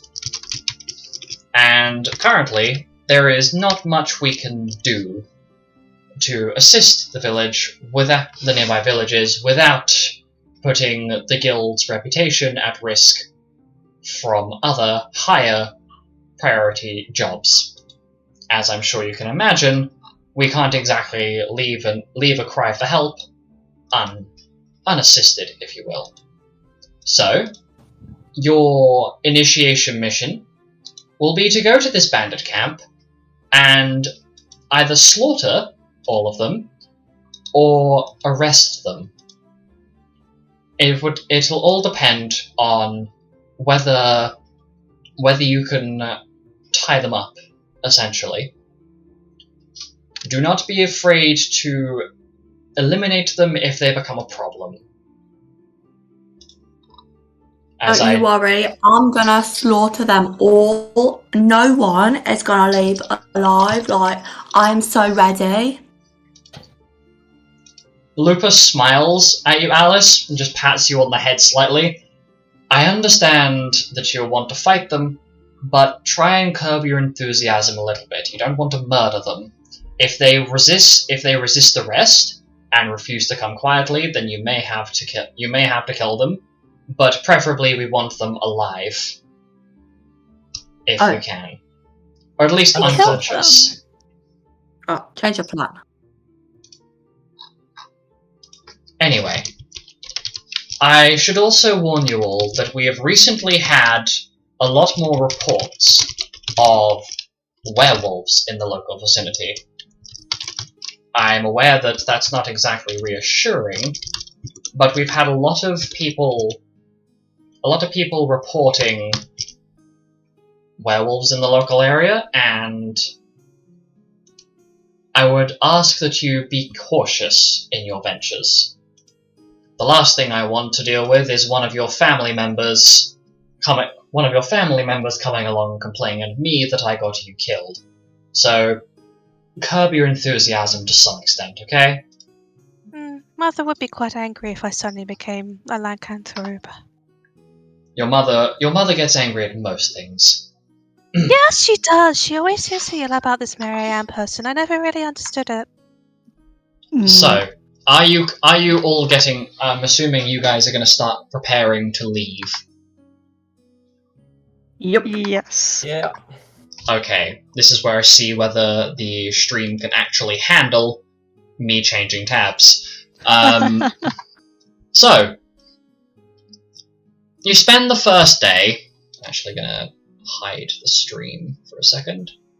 Oh shit, wrong one.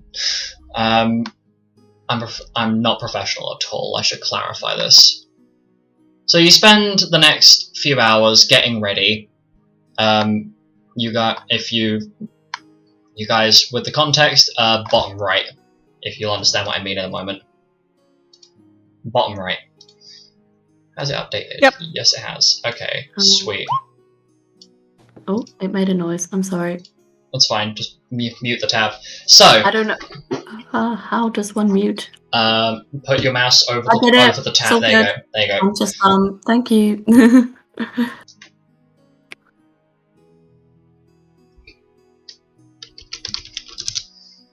Hmm. Anyway, as you guys are preparing to head off to travel, you find that it's quite a distance. You'd say it's maybe a few days. And you'd say the weather it's surprisingly clear skies along your whole travel. It's surprisingly beautiful. The sun is out in full glory. And something you do notice as you're going along is the further you go into the island, it seems like there's a lot more wildlife.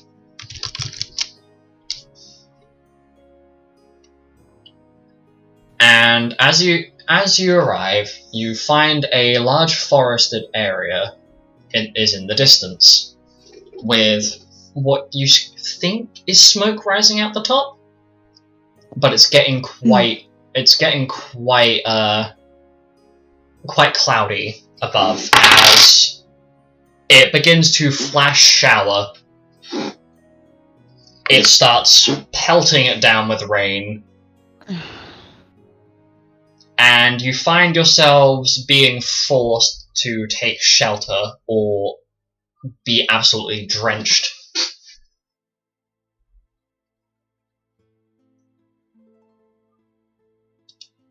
What was this? Oop, no, that was not the thing I meant to click. My bad. It's that one. So, to your fortune, Father Bear spots a cave opening in the distance, and leads you all towards it. As you enter, you see before you is a small opening in one of the walls, with a light glowing in it. It's a very faint light, but it is a light nonetheless. Almost as if it was a lantern. Hmm. My goodness, could it be a goblin? Kay immediately stops in her tracks. You guys are like maybe 6-7 meters into the actual cave, so you could still sprint for the exit. But she very quietly hushes everyone and kind of signals for everyone to come together. I don't know if you guys have ever heard of them, but do you know what a tonberry is? No. I've read about them somewhere. They're these little green, like, I can only really describe them as like they kind of have like fish tails, but they're really, really aggressive, and I think this might be one of their caves. They tend to fight people, and they are we wouldn't be able to beat it, even with all of us. So what do? Do we try and sneak past it? Do we just wait by the cave entrance? And it would appear that Kay has identified that it's not a usual thing to see a light that you can compare to a lantern shining through this hole in the wall. So it could be another adventurer, or it could potentially be you're awaiting death. You're not really sure which one it is either. I could take him. No. It's not what we came for, so let's just leave it. Could we I not need to just identify it. find somewhere else to shelter from the rain? Can everybody roll perception checks for me, please? Epic. I will roll for... Perception. Oh. Okay, there we go. Oh. Okay, so... Kay rolled a 16, and Carl rolled a 13. What the rest of you roll? I'll go from top to bottom of the Discord call. So, Alice. I'm trying to find it. It'll be on the social page top left.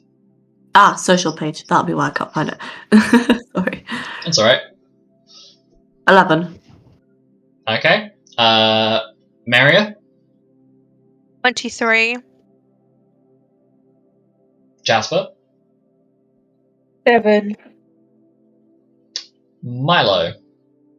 19. And Penton? 19. Okay, so...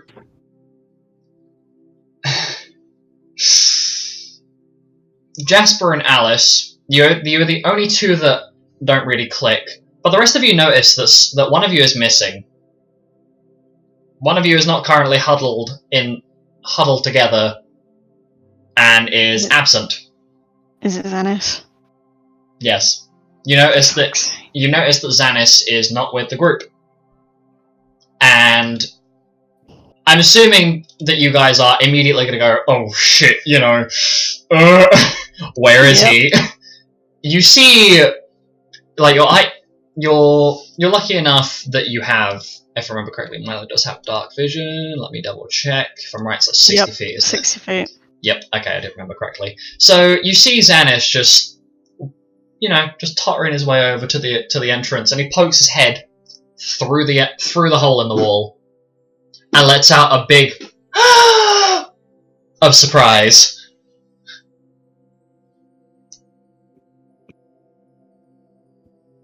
And at this point,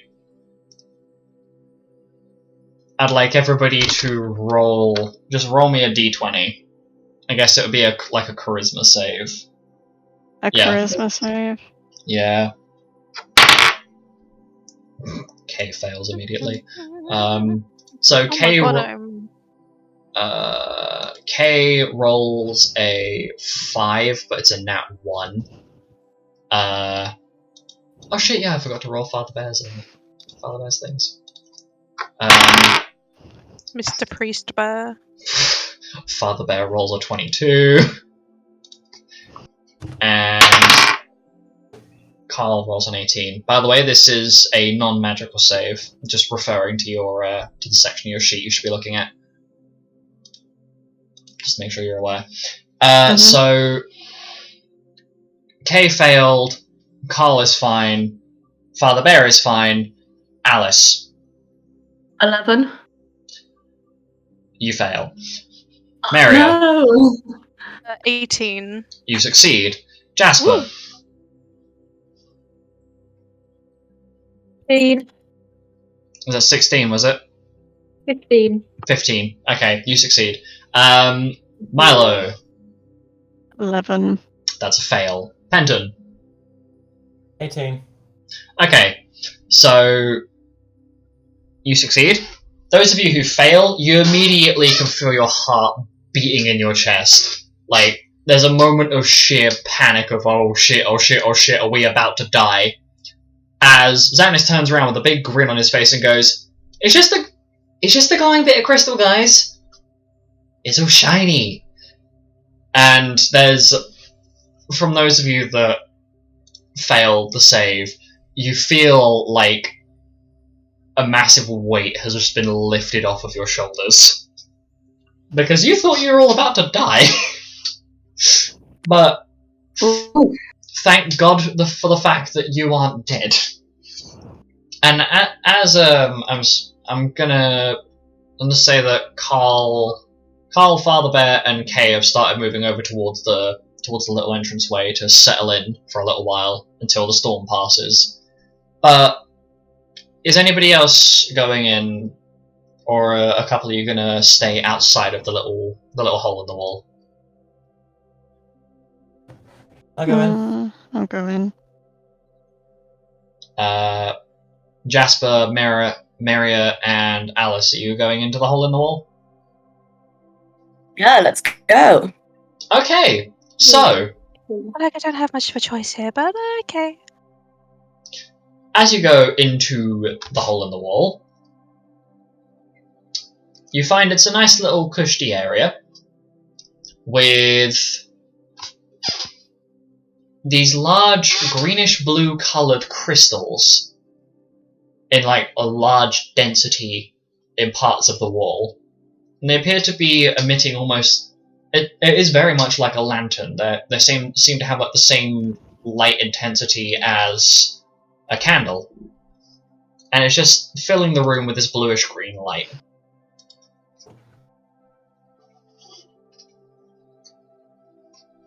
So as you proceed to try and settle down and dry off, we'll say the storm goes for a couple of hours. During this time, everyone awaken. Well, everybody tries to, get up and get ready to start moving, but you feel almost sick. Your bodies feel sluggish and slow and achy. The only feeling I can really compare it to is like it's a similar feeling to that really sluggish discomfort after like you've thrown up or something. Your bodies just feel drained completely. The only one of you that doesn't seem to be affected is Zanus at the moment, who just looks really confused as to why you all look like you've just had your souls leave your body.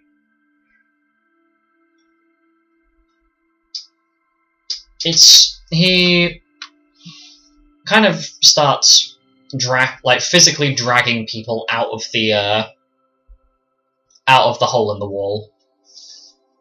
And the further away you get from the crystal, like the large bluish green glowing crystals, the better you feel. And it takes a second, but Maria, sorry.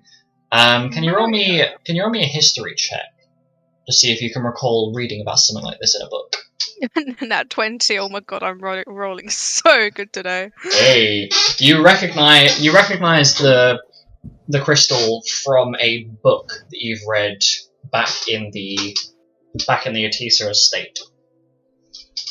And the large crystals are naturally growing chunks of Abyssium that is often used for deadly toxins and poisons, amongst other things, and is also sometimes used to make weapons with. Do you want to share this information with the rest of the group? Yeah, and when I do it, I'm going to say, and Zanus, when I say this, I'm really emphasising that it is deadly toxin, so please, for the love of God, do not lick it. I know it's shiny and delicious, but please don't do it. As you say that, Zanus immediately has to take a moment, and instead of going to lick the crystal, he actually breaks off a big chunk of it. Don't eat it either. And proceeds to wrap it up in a dense cloth and puts it in Father Bear's bag. It doesn't seem like a very large density, but it's enough that you could probably make something out of it. Let me see. Oh, okay. The weather has gone back to being clear skies. It would appear it was just a random flash flood, or flash shower, more appropriately, as you begin to approach the camp in the distance. And now, I can actually show what's on screen. If you could all arrange yourselves in a appropriate manner, I would appreciate it. You will know what you mean. You'll know what I mean if you are looking at the Roll20 thing. You find that upon arrival, there is nobody outside but the front door has been left wide open. Oh, did I not give myself control? Oh, okay. You find that you physically... sorry, I'm just clearing my throat. That Rosemary physically does not fit into this building. The bird is too dummy thick to fit inside this building.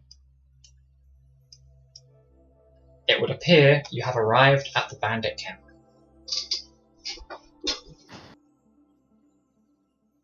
So, you have a few options here. You can try and be stealthy, or you can go in all guns blazing. It is your choice. Please decide now.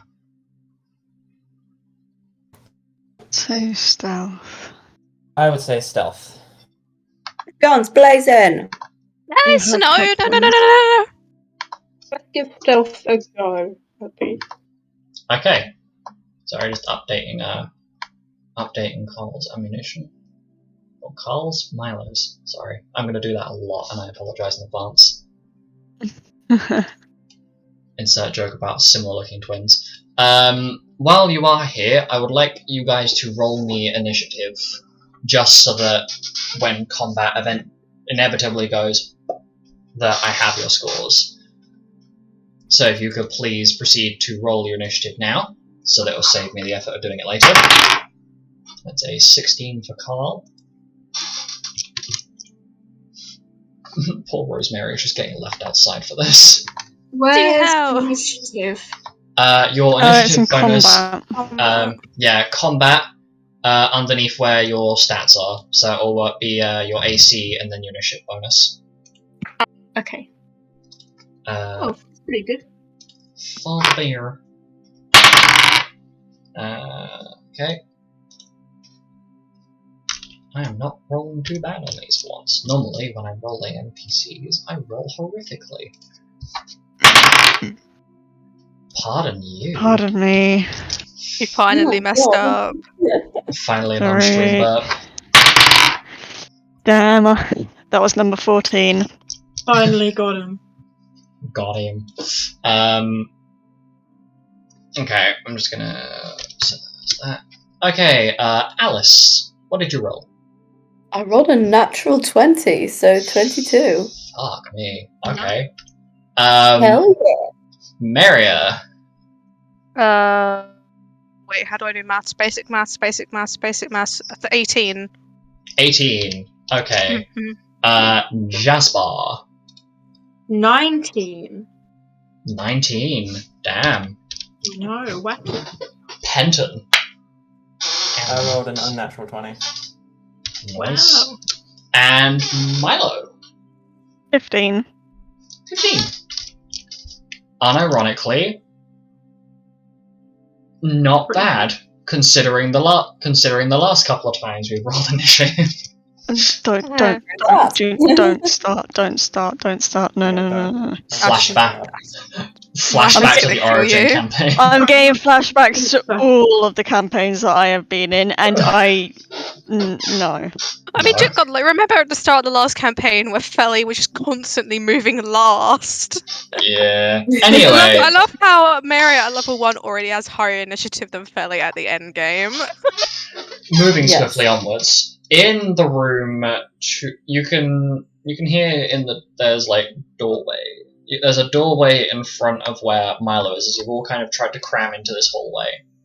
There is a door in front of where Milo is, and you can hear two draconic voices through the doorway. They are being very, very loud.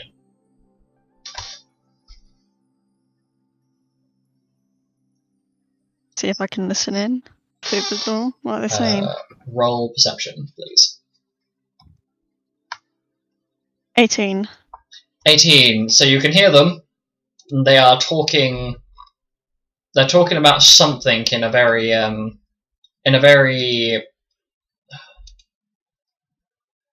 celebratory tone. However, can you understand Draconic? No. No. Okay, so you cannot understand what they're saying. But you are aware they are Did any saying of us- something. I don't think so. No. I think I speak like common and something else. I speak think it's- 5. I think it's common and... Right. I think Yeah, I speak 5 languages. Jasper, I think Where it's like is it? common and celestial. It's under social, and it'll be in top right. Your spoken, readable, and writable Common and languages. celestial. One day celestial will be useful. But you can hear them through the doorway. You can choose to attempt to try and ambush them, or you can try and sneak up to the other door, which Father Bear has just announced is at the other end of the hallway. There are 2 doors.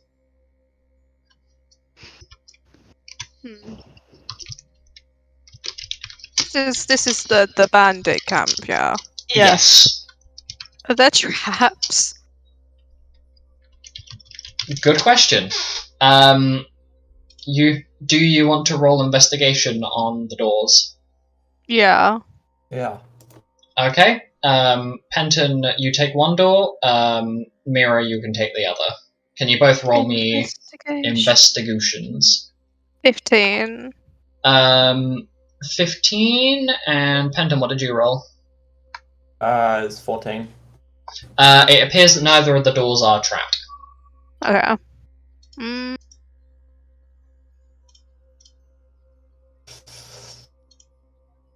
I can't remember, were we supposed to be capturing or killing all of them, or just the leader? Or Yeah, as many as possible. Well then, there's no point sneaking past, we might as well make a start. Do we not have to, like, kidnap them? We have to either capture them or kill them. Yeah, we How got are to we- capture them. Option 2. But how are we going to incapacitate them? I mean, I suppose we could just get a really large bat and work them around the head, but I mean, that would hurt quite a bit. Yeah, we could trip them over and tie them up, or we beat the shit out of them.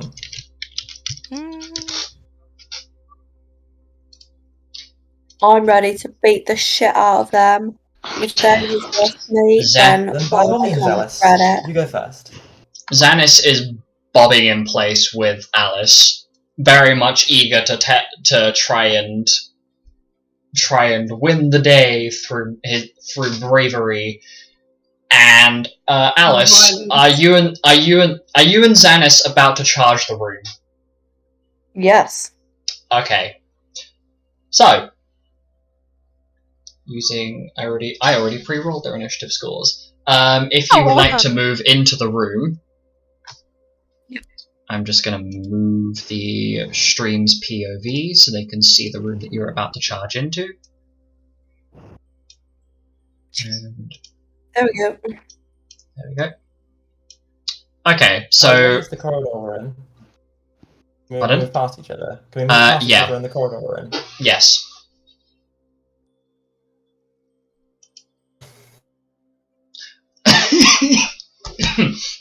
Sorry, I just started choking on my own saliva like a dumbass. Anyway, so Zanus and Alice are now in the room. Is anybody else following them, or are you guys gonna try and be a bit more cautious? Okay, I just saw We're Mira going- going. trying to be a bit more cautious. I Okay, mean, we kind of have to go with Yeah, them, we don't have to now, otherwise they're going to be attacked. And Yeah, otherwise they're just going to be attacked alone. So I'm going to go just Yeah, but behind, just a bit behind, you know. okay. Milo, Squish. are you going with the rest of the group, or are you gonna head down to the other doorway with Carl? Just take Carl with you to the other doorway. Gonna Please need answer. a healer.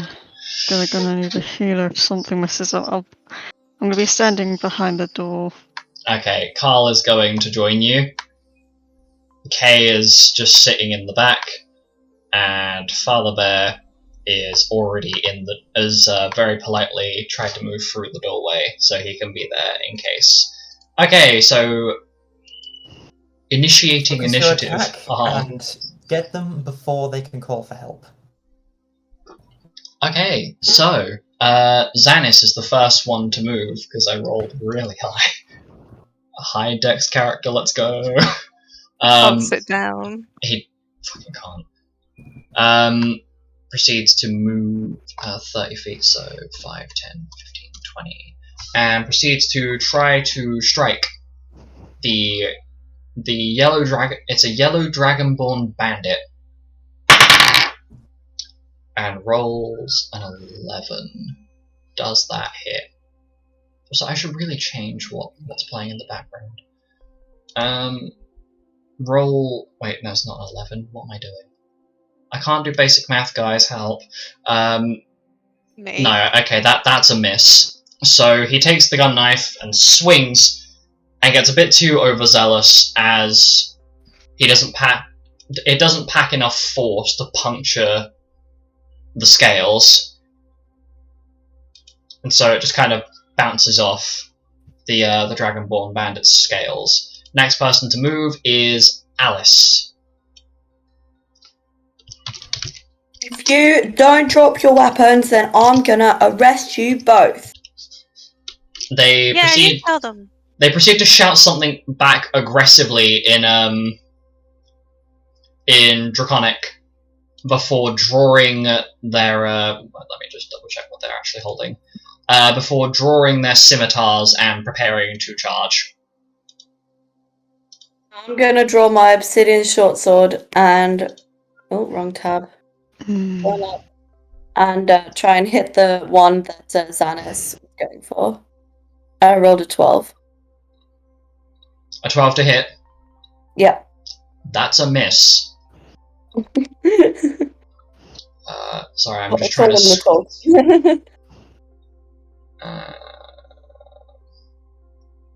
Please excuse me as I try and find an appropriate theme.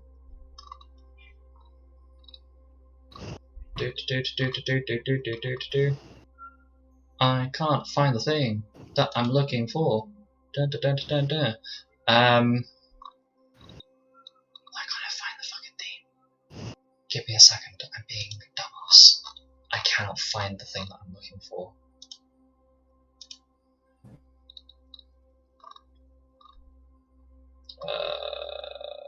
Fuck.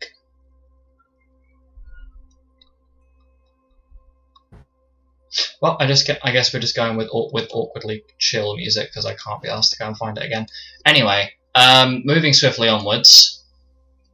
Penton, you are next in the initiative order. Okay. The closest one to me, one on the left. I'm going to throw 10 gil at him. Gil toss. Okay, roll to hit. What's the roll to hit for gil toss? I believe. Pardon me.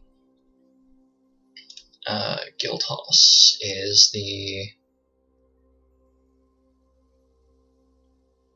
So it'd be the same thing. It'd be the same roll to hit as your throwing cards currently. Okay, so that was. Give me a second. That was 7. Cool. Ah, shit. Hold on. 19 to hit.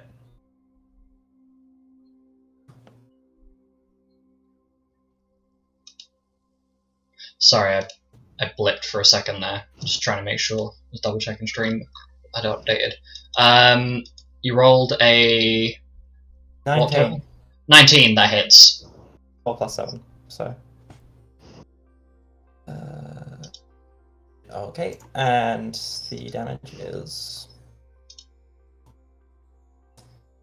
9 damage. 9 damage. That's the one to the left of Alice, yeah? Yes. Okay. So you managed to quite significantly injure the Dragonborn as he lets out a yelp, a horrified yelp. Perfect. Now finish him off. Next person in initiative order is Jasper.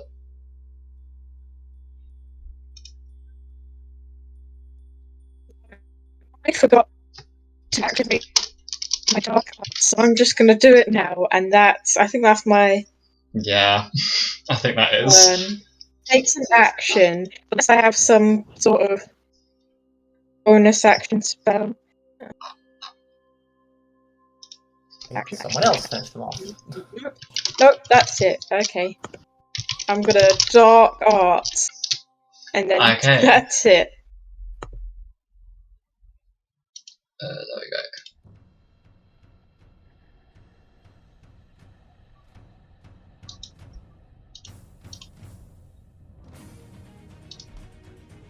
Okay, there we go. That works. Okay, so next person to act. They aren't in the room. So Mira, you're next. Well, time to use what my grandfather taught me. I'm gonna run up to this one, and I'll use my rapier to attack it. Roll to hit. Non-lethal damage. I got that 20. That's a crit. Yep, non-lethal damage. So 1d8. No, just do a d4. 3 plus 3, 6. Okay, so the Dragonborn bandit is now on the floor. Do you think I killed it? Oh god, I'm sorry. It is currently unconscious. Next person to act is Father Bear. Oh god. Okay. Father Bear proceeds to charge into... Okay, I'm just having to double check this. It is actually updating. Father Bear proceeds to charge up. Charge up to the Dragonborn and swings with with his tower shield in one hand and the axe in the other. Swings with that's an unnatural 20. You notice the axe itself crackles with holy energy as fucking hell. Okay, I just rolled max damage. Sexy, cool.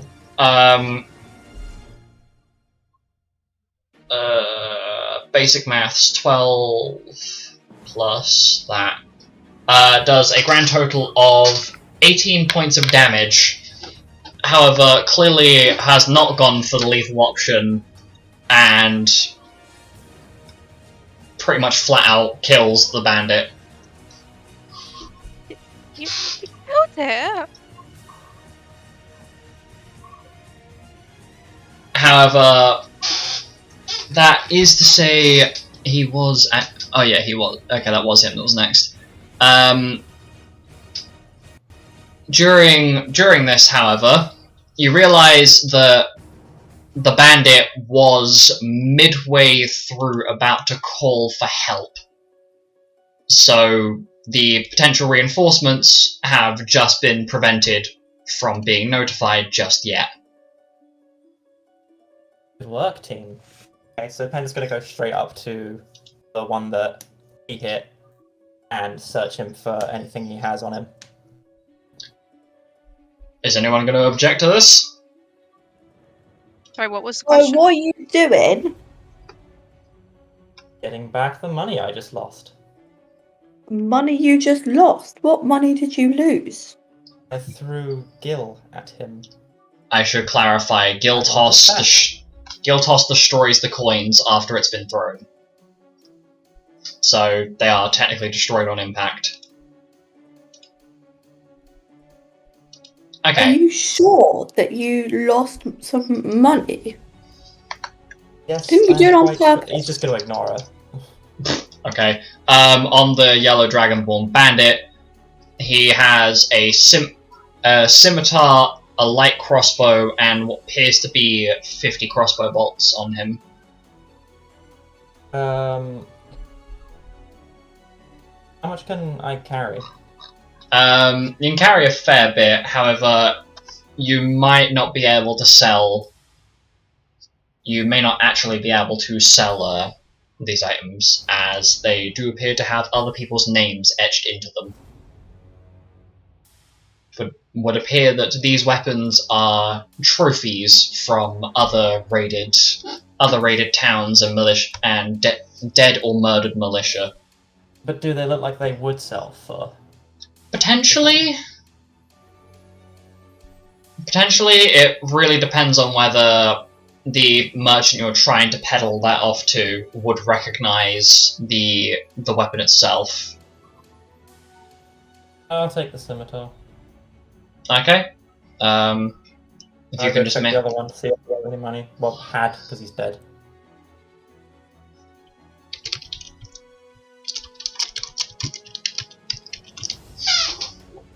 Okay.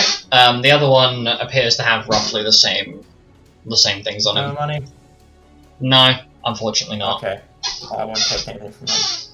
Okay, so if you can just make a note, like, I don't know, just make like a note on like a text I made a document or note something. now. Cool. Okay, next person on the tally. Milo, Carl, Milo, and Kay in that order. So you can choose to finish off this Dragonborn bandit, or you can just choose to move along. I'd say move along. Does the other bandit also have a scimitar? There's only fucking English. There's only one scimitar left, as Penton has taken the other. I'm not taking it. I was just asking to see if there was another one, or if Okay. it was something else. Alas, Sad times. I know, right? He's unconscious, is he? Yes. He is Do we unconscious. have any rope or anything to tie him up with? Check your inventories. Anything to shut him up and muzzle him? Because, you know, he might start shouting for his friends when he wakes up. It does not appear. None of the air quote NPCs have a.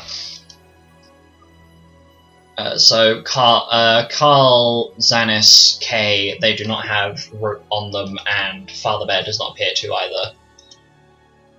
Oh, then we better move fast. Mm-hmm.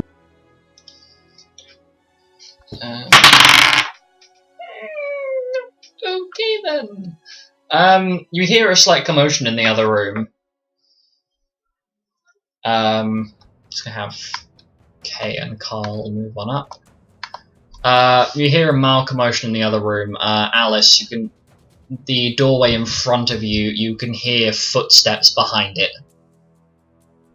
Okay. I would like you to make a dex save as the door proceeds to swing open in front of you. Well, that was a nat 1. Let's see if I add anything onto God, that. it's in that one. Wait. Save Dex. 3. That's a fail. You are knocked. Yeah. You are knocked prone as the door swings open, and much to your horror, is another one of the Dragonborn bandits standing in the room, seeing one of his allies, seeing his unconscious ally on the floor, and the other one dead. Are we still in initiative order, or are we free Yes, we are still in initiative order at the moment, but you may attempt. Leap forward and try and grab him. You will need to make you'll need to make an acrobatics check to see if you actually can reach, or whether you fall over Alice trying to reach. Acrobatics, hang on a second. Okay. Let's say 16. A 16. You manage to jump over Alice and land, and basically manage to get a pin on the bandit. You land on him. Now roll a strength check for me to see if you can muzzle the You said two man. things there. What did you say? You succeeded your acrobatics check. You basically jump over Alice and manage to land on the bandit. However, I need you to roll a strength check in contest of what I've just rolled to see if you can actually keep your rabbit hands over this bandit's mouth to stop it from shouting. 15?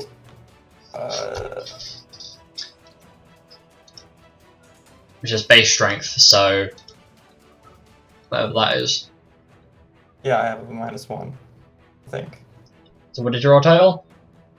15.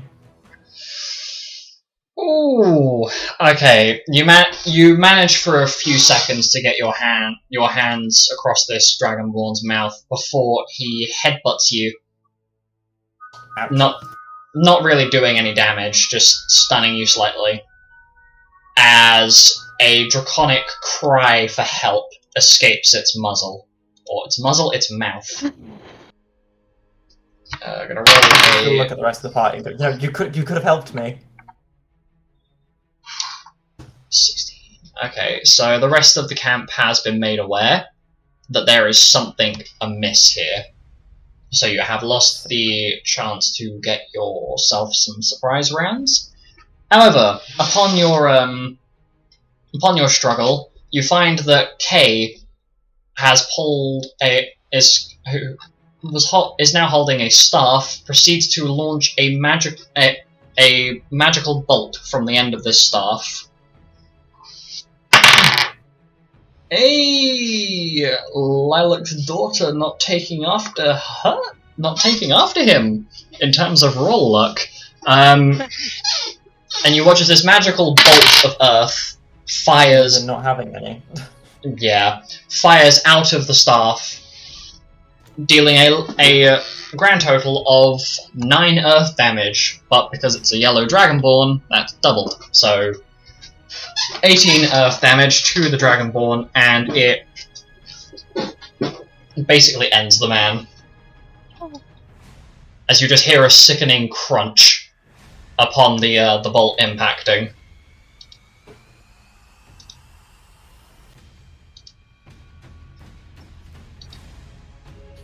And that is problematic. I thought we were supposed to be leaving them alive. If they didn't resist. They're not really resisting because we're dominating them. Mira, you feel Soon. you feel Father Bear's hand rest upon the top of your head. Mira, we must deal with this in a way that will stop other people being hurt. Have you ever seen people on the Atisa estate just go missing one day? I mean, I've heard stories about it, but I didn't really think much about it. I thought maybe they just went on a holiday. No. Those people go missing, and what we're doing, although these people, well, we are killing these bandits, but by getting rid of these bad people, we are making sure that someone else less fortunate isn't having to experience that person that they love or care about going missing. We're doing a good deed. These people had the chance to redeem themselves and do the right thing, and they keep choosing not to, and they've hurt and killed many, many people. So I just wish that we could help them. I mean, maybe they have a reason for doing this. Father Bear just gives a kind of weak smile, patting Mira's head. I wish so too, but this is the best we can do for them now. Hey. Can we hear footsteps running towards us, can we? Let me check. You can hear a bell going off in the distance, but it doesn't appear as though they are going to be sprinting towards you. It seems more as though they are holding their position.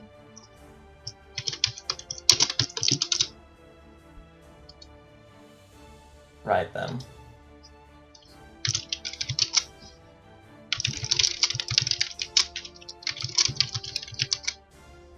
Pretty much we can do, really, other than just rush the next one. Hopefully before he can tell anyone where we are. They can triangulate where we are. Okay, well, next person to move is, it goes around to, wait, hold on, 4. Okay, how far do you move in one turn? 1, 2, 3, 4, 5, 6. You can hear footsteps coming up behind the doorway. You're standing in a doorway, there's also another doorway to your right, and you can hear someone standing behind it. The next person on the initiative order is... Let's pick up Diana. She's still on the floor. Oh, Alice. Diana, sorry, Alice. Yeah, Zanus comes over and helps Alice off the floor. 1, 2, 3, 4, 5, 6. Yeah. Zanus comes over and helps Alice off the floor before giving a light-hearted smile. Alice, you're next on the initiative order. I cannot believe that they knocked me over like that. It's just so offensive. I'm coming up to this one and I'm gonna whack it. Okay. Maybe I'm not gonna whack it. Are you gonna? But if I'm to gather correctly, are you gonna kick the door down? Yeah. Because there is a door there. So I'm assuming you're gonna kick that. No, let me kick the door down. Okay. Roll strength, please. Yeah. And I've got a roll. Nat 1 followed by a 2. Okay. 7. Yep. So the bandit rolls a natural 1 to avoid the door, and a 2 on trying to stay upright, and proceeds to not only get knocked over, but is now dizzied. So basically, he is completely dazed and stuck in place for a moment. So you may roll an attack against him, as I'll just consider kicking the door as a bonus action. Yeah, so he's on the floor at the moment, so he's considered prone. So if you roll to hit him, you can have advantage on that. Okay. Can I threaten him with intimidation or something? Pardon? Can I threaten it with intimidation? You may roll intimidation. Oh yeah.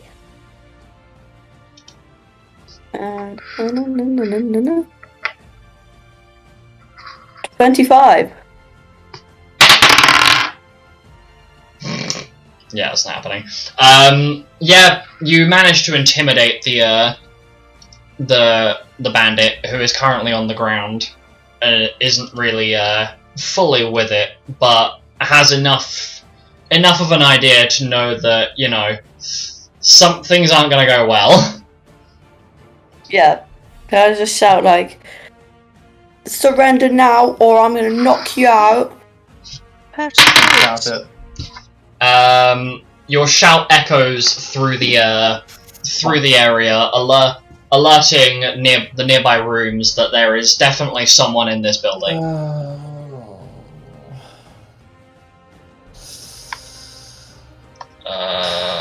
Yeah, okay. Anyway, moving swiftly onwards. Penton, you are next to act. Am I? Yep. Cool. He's dazed, he won't stay dazed for long, I'm just going to attack him with the sword. Move into the room as well, of course. Hang on. Don't know what the range is on it. Okay, you would need to move... Yeah, you'd need to move there.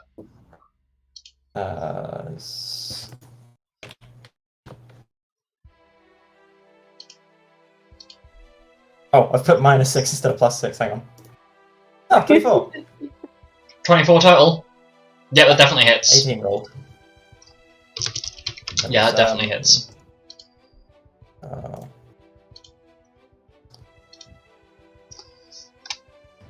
1d6 plus 4, okay. And that is 9 damage. 9 damage. Okay, let me just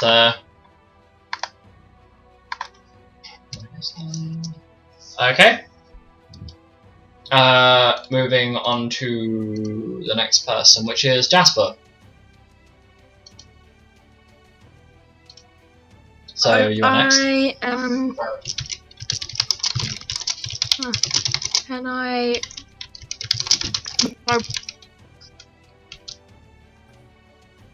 Can I use micro from range? I know it's Yeah. 25, So it says 25. yeah, it's 25 feet. I'll just do it from there and do dark. So it's So do I have to roll to hit? Yeah. So, assuming you're using the dark grimoire or are using the Yep. spell. A grimoire dark. As Okay, in my because my your dark weapon. arts is active. Yeah. So, if you just mention grimoire and then let me know what art you have active, just because then that won't confuse my brain. Yep. So if you roll to hit.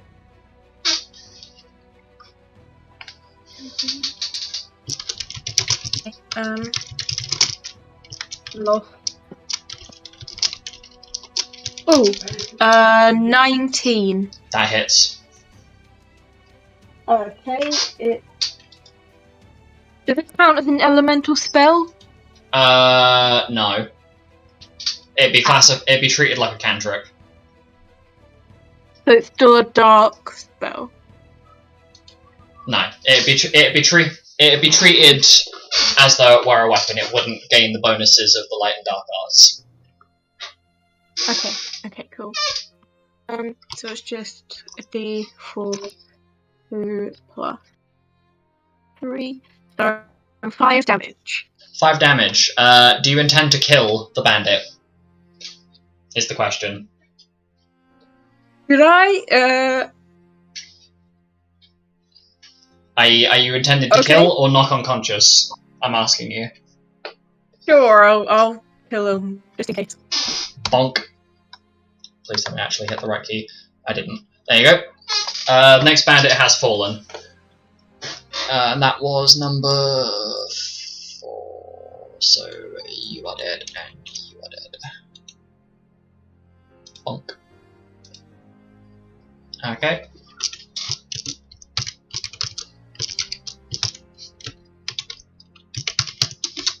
Okay. Next person on initiative after Jasper. Okay. From the following room, you hear yelling and pots and pans being banged about as people are rushing through. And Penton, you see from the one of the doorways a bandit. Another bandit has emerged from said doorway and trains a crossbow on you. Okay. Let me just... Sorry, I'm just grabbing the thing. You hear the string pull back and the bolt fires. Does a 12 hit?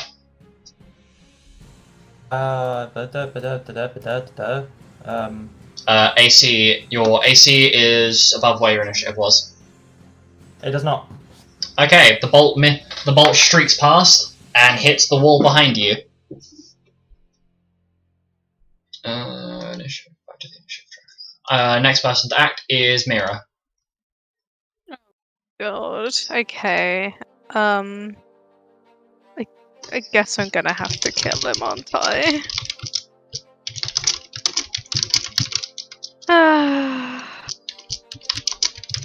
I'm gonna take my rapier and I'm gonna stab him. You're gonna finish him off, are you? Mm-hmm. Okay. So, if you can roll the hit for me. 11. You miss. He's unconscious, how can I miss? Wait, he'd be Sorry, roll with advantage, because I just realised he's going to be on the floor, isn't he? Which is classified as prone. My bad. Once again, I'm not a professional. Go. 21, there we go. Yep, that hits. There you go. You don't need to roll damage unless you want to. No. Okay, so that's his health is already at 0, so that will finish him off. Yeet. Sorry. I wish we could have done something to help you.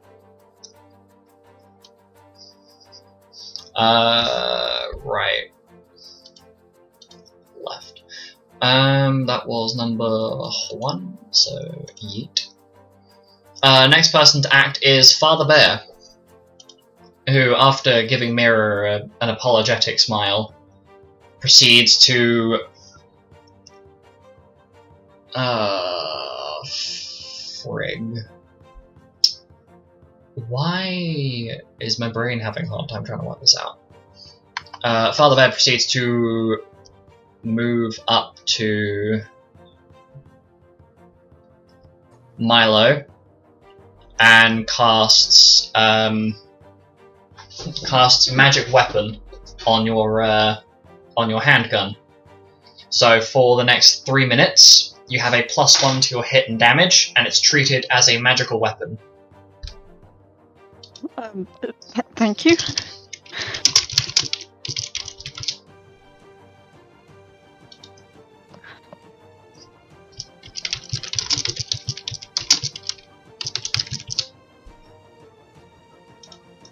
I've made a Discord thread for you, so you can put it in there. Father Bear is then going to... fuck me, sideways with the broom handle. Is going to proceed to dash into the other room.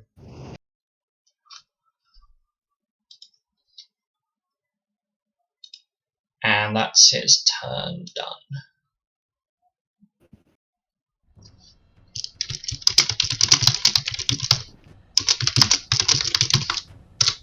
Okay, next person to move on the initiative order is...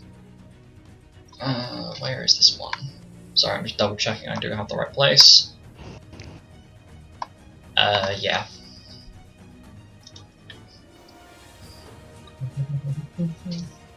Two, three, four, five, six. Okay, that's that one done. Carl. So Carl, Milo, Kay. Let Milo move first because I'm still got to work out what's happening with Carl. Let me move first. Yep.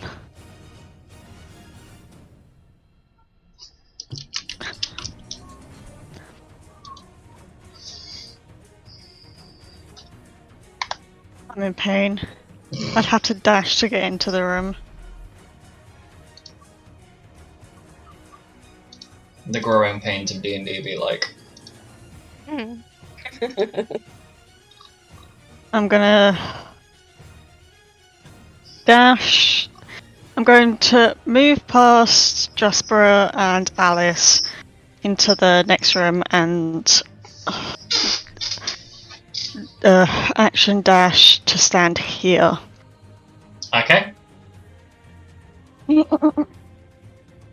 And then that was me going pain because because it's not like I can fire my weapon. Incredible. Just I guess I'll bonus action make sure it's loaded. Okay. So you have used your bonus action to make sure the handgun is loaded. Shall I take off an ammo now No. or when I shoot? So when you only take the ammo off after you've fired it. Okay. Okay, so next person to move is Carl. Oh fucking hell. Why am I like this? 1, 2, 3, 4, 5, 6. Okay, so Carl uses movement speed and proceeds to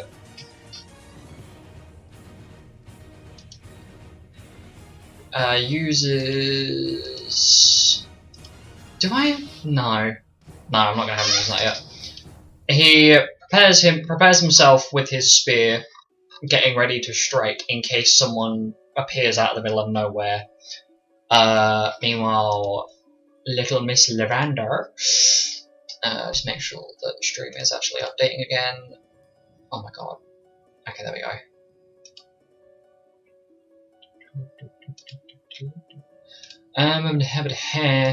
Oh god, brain cells. Okay, genius plan. 1, 2, 3, 4, 5, 6. And then Kay is going to target the yellow Dragonborn bandit that is standing in the doorway with the Daze cantrip.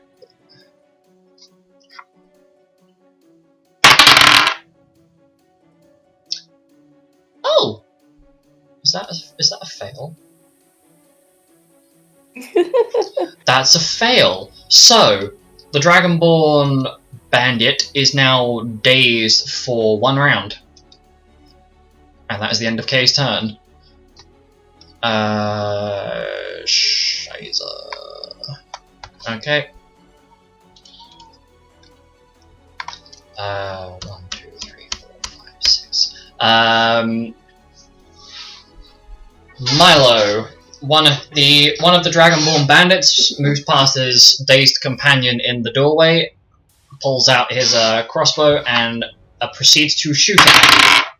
Does a 16 hit? Yes, a 16 hits. Okay. You take a lovely total of, what is it?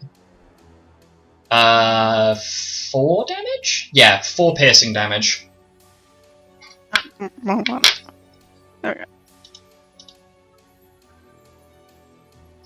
And that is the end of that man's turn.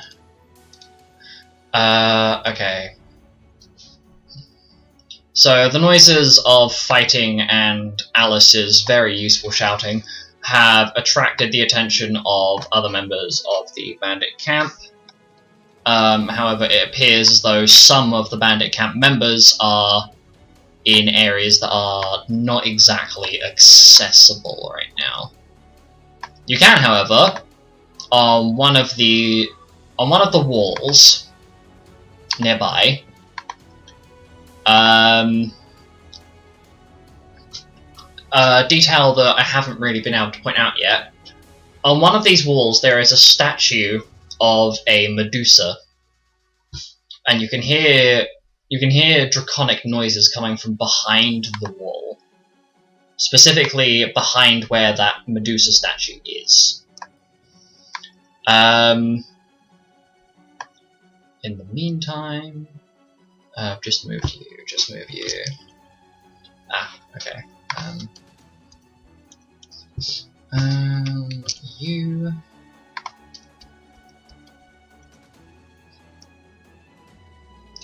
In the distance, you can hear the shouting of someone making the mistake of shouting in common to protect the boss's stash. That you can hear in a few rooms down. We now cycle back to Zanus. Stash, you say? Zanus and Alice.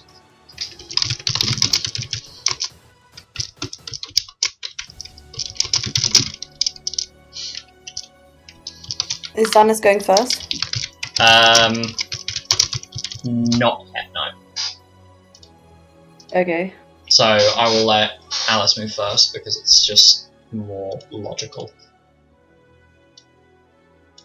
I can see these, right? Yeah, so they are literally standing in the open. Yeah, okay. I'm gonna go up. Hola. And I'm gonna attempt to hit. Okay. 14? 14 hits. Ooh. That's what I hit. Let's go. Oh, it was 15 actually. My hit bonus was 4. Whoops. There you go. That definitely hits. And that's 6 points of damage. Okie dokie. Wait, the damage modifier, does that add a +2? Let me double check your sheet. So, should say on your sheet, it'll be the damage. It'll be the damage dice plus the modifier. So yeah, it'll be a 1d6 plus 2. Okay, so that's 8 points of damage. Okay, I was about to say that did seem a bit unfortunate with the roll. Okay, next person to move is Zanus, who, seeing Mira look slightly perturbed, just kind of grabs hold of her hand as part of an action and slowly begins to pull her over. 1, 2. So Zanus has spent his turn pulling Mira along further into the confines of the location. Penton, you are next. Oh, I'll move up with Alice and attack this boy. Okay. Are you using the sword cane, are you? Yep. Okay, roll to hit. It's only 13. Oh, wait, no, hang on. I have to do it beforehand. It doesn't specify that I have to do it beforehand. So can I use a... Are you referring to your luck point pool? Yep, you may use a to luck give point. myself advantage? Yep, please make sure to... Actually, I'll do it.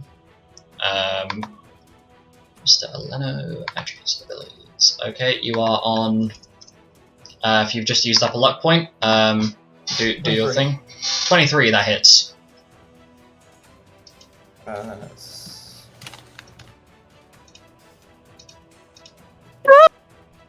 And that's 8 damage. Since I 8 get married damage. with my mother's allergies. Yep, 8. Okay, yep. That's a dead man.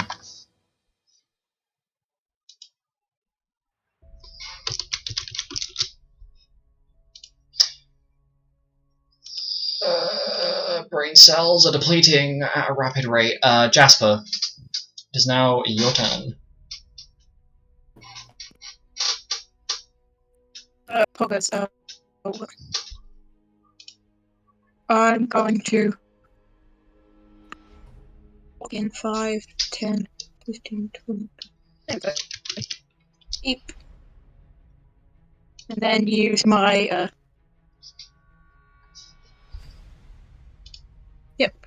use my grimoire again. Okay, roll to hit.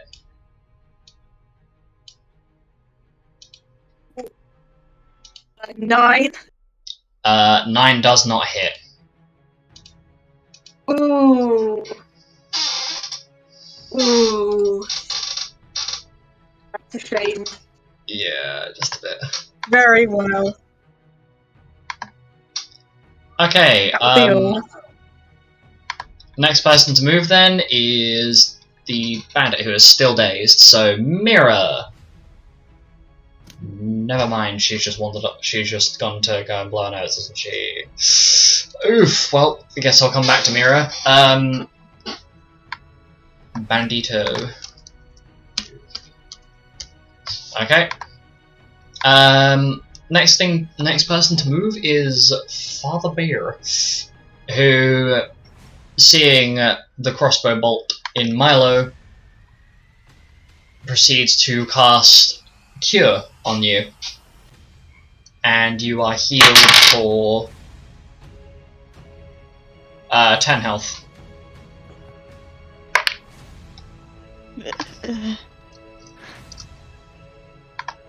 And then using some of his movement and his action, his second action, because level 6 boy.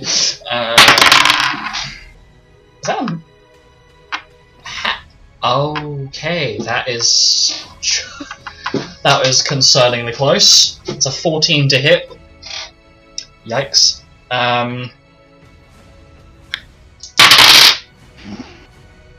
7, 10, and does 10 points of damage total to the Dragonborn Bandit. Is Mira back now? Yeah, I'm here. Mm-hmm. Okay, Mira, it's your turn on initiative then. You had to jump over because you left. Yeah, sorry, my mum was like, can you go put your plates in the dishwasher? And I'm like, no! So, Understandable. Anyway, moving swiftly onwards. what's my 30? That's 6. So it's 6 spaces, yeah. Yeah, I know how to count. 1, 2, 3, 4, 5, 6. Can I reach from there? Your spells can, yeah. Yeah, 1, Because 2, 3. they're 25 feet base. Yeah, that works. I'll use elemental orb in. What did Kay use earlier? She used earth, didn't she? Yes. Yeah. Okay. I'll use elemental orb in earth mode. Okay. Roll to hit, please. And I get. Do you need a helping hand there? Yeah. Is it a wisdom or is it intelligence? It would be intelligence. So. Intelligence. So +4 to hit. Yeah. 16. That hits. Roll damage. Okay, let me. Oh my god, there's so many tabs. Roll 1d4. 3 times 2, 6. Yep, the bandit has been defeated and is dead. Yeah. Let me just. Sorry, he's glitching in and out of existence for a second because I need to remember which one he is. He is that one. Delete row. There we go. Okay,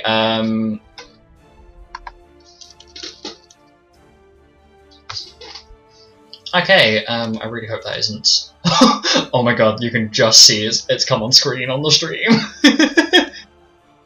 That's really funny, you just see him slide on in. Anyway, next person to act is Carl, followed by Milo and Kay. I have no idea what Carl's gonna do, but,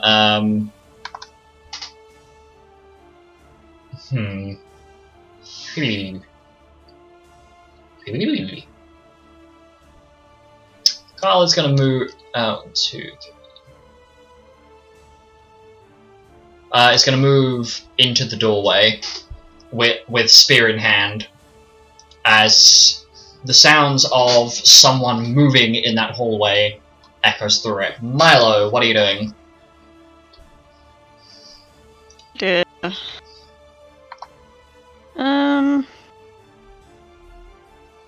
Well, and then.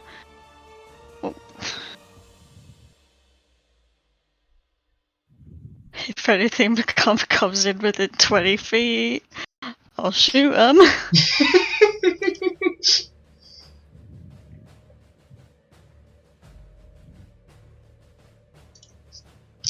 Yeah, that's it.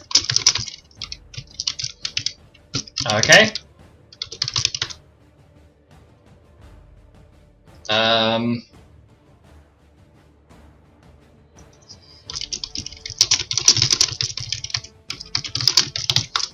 Okay, next person to act is Kay. Little Miss Lavender. Oh my god.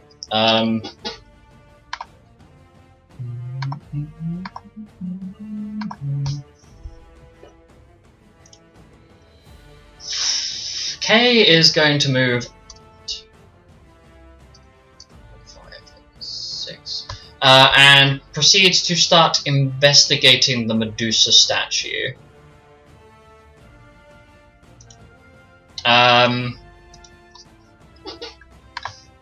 What does she roll on investigation? That is... Damn. Holy crap. Okay. So, upon investigating, she notices that the hands of the statue can be moved to expose the eyes, which she shares with the group, which she shares rather loudly with the group. So, if you wish, it may lead to a secret passage of some sort.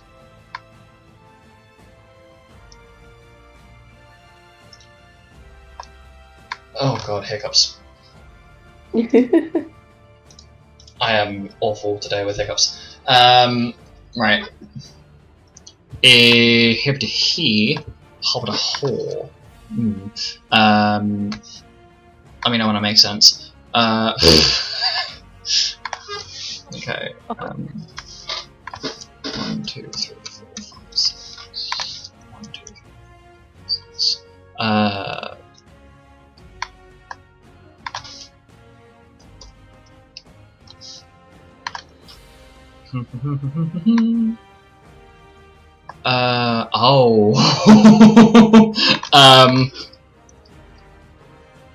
Hey Milo, you see down the end of the hallway, a Dragonborn bandit rushes around the corner and makes direct eye contact with you. Aside from that, you can hear some more loud shouting, and something from behind the doorway begins making noises as though something is trying to make its way through. we loop back around again to... Which doorway? The one that Kay has mentioned is behind the Medusa statue. I was trying to come through. Yes, it sounds as though something is trying to make its way through what appears to be a secret doorway. Secret hole. Right. Secret hole. So many jokes that I could make there. Anyway, moving swiftly onwards. Zanus, Alice, Penton, Jasper, and Mira, Lily, English. The 5 of you are all to get next to each other on the initiative order, so you may act in whatever order you wish. I'm assuming, Alice, you'll probably want to jump in there first. Yeah. I want to go towards the noise. Honestly, I'm very confused which doorway it is. Okay, The one next to Father Bear. Father Bear is standing in front of a doorway currently. If you can see where I'm pinging on the map, that is yes. where the Medusa statue is, where there appears to be a... it sounds like there may be some sort of, like, hidden doorway behind it. If you wish, Okay. you can open it. Yeah. Okay, so you open the... If you can move up to that. You open the door, and behind it, you can see 2 bandits in a room. It would appear that by going through this route, it looks slightly more fancy and could potentially lead to the bandit captain's personal quarters. Can I go through? If you've got enough movement speed left, then yes. Just Yeah. pay attention to what's directly to the right of the entranceway as you go in. Yes. I'm aware. Okay? But Alice is not the smartest human. Well, she's not a human at all. She's an elf. She's an elf. She's not the smartest elf. Okay, Oh. well, assuming it wouldn't have taken your action to open that, because it's like, what, a couple of seconds to move hands to whale. I'll let that slide as like a bonus action just for my sanity. If you want, you can I'll stab. roll to You hit. can stab. Okay. Immediately resort to murder. Roll to hit. 11. 11 does not hit. Ah, well, Have you been remembering to add your hit bonus? yes, Okay. I'm just rolling really low. It's just not my day. Mira's still on your luck. Yes. I have been rolling so high today, I genuinely don't know what's going on. It's fine. It'll come back to bite you later. It'll be like... First session luck, and then when it really matters in like 20 sessions time, I'll be dead on the floor bleeding. Probably. 1, 2, 3, 4, 5, 6. Okay, Zanus has moved into the room. That's his action. Penton! Penton, it is your turn. Oh, okay. What would you like to do? Can Alice still hear us? Yes, she's literally through a doorway. I use a free action to call out to her and basically say, "What's on the other side? How many are there?" 2. 2. Right. Has Milo or Carl called out the ones that are in the hallway, or do we not know they're there? In terms of what's just happened, they would have owned the bandit that's down the hallway would have only just come into view. Right. I guess I'll follow Alice. Okay. If you want to move through, then. And I'll stab the Johnny with my the sword. Okay, roll to hit.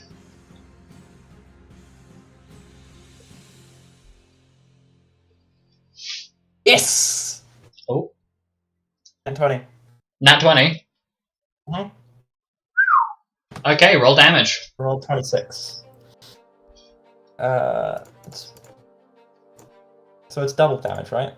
Mm-hmm. Not double dice, I get. Double damage. Okay, so 1d6 plus 4. 6 plus 4. 9, so 18 damage. Okay, so you instantaneously kill the bandit, Woo! as he does not have enough health to survive that. What he gets for messing with Penton. Next person on the initiative order is Jasper.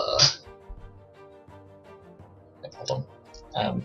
Yeah, it was 12. Okay, sorry, just checking. That should be numbers. right. Hello. I would also like to go through this. Okay, 1, 2.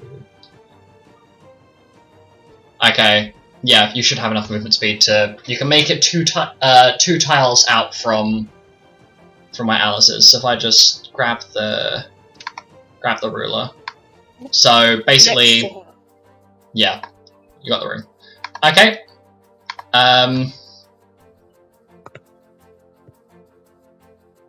That would leave. Yeah. Okay. Yep, same thing. Fucking Roll to hit. grimoire, because I don't want to use any of my spells. Because only MP have 3. anxiety. 13. 13 does not hit, unfortunately. Poop.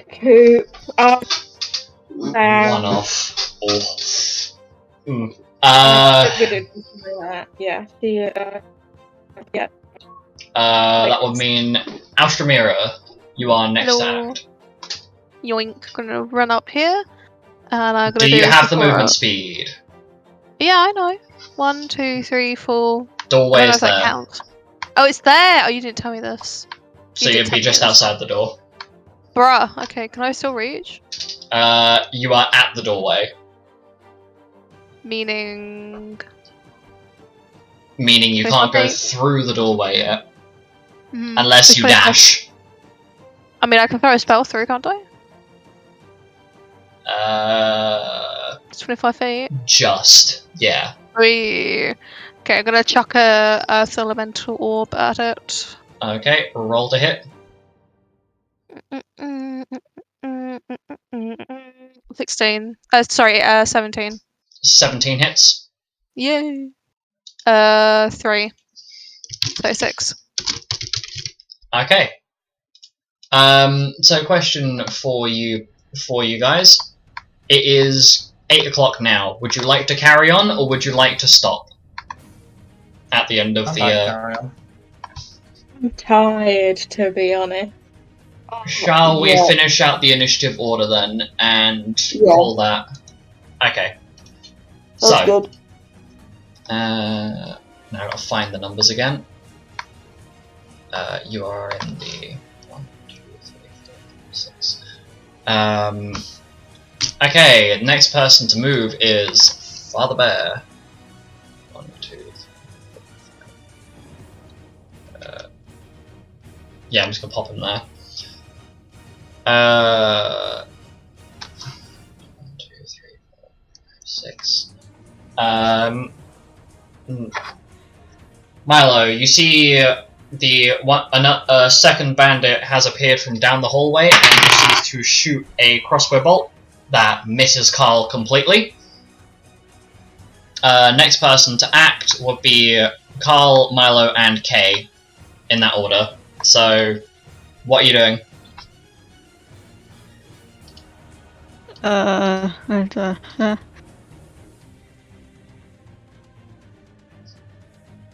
Moving 20 feet into the hallway and shooting the Okay. yeah. If you would bandit. like to roll to hit them. That one, I don't even know why I try anymore. Okay. Just You- got this gun fixed. You fire the bullet, and it fires, but the obviously your combat nerves are getting your nerves are getting a little bit of the better of you, as the sound of the weapon itself makes you jump as you fire it. So thank goodness your brother Carl, immediately seeing, oh shit, brother might be in danger, proceeds to charge up, just sliding on past you, has a spear, two-hands it, and rolls a nat 20! Hell yeah! Oh, wow. Oh, okay, it's fine, It, like, my dice, like, started teetering on the edge of the book, and it nearly rolled, there's a book next to where my mouse is, and it was teetering on the edge, so it nearly went from a 4 to a 1. So, oh. Okay, so 4 plus 3 times 2, so, yep, the bandit is impaled upon Carl's spear. Spear. No, that's not funny. Anyway, moving swiftly onwards. To K. K's turn. God, what am I doing with K? I mean, she's just kind of vibing.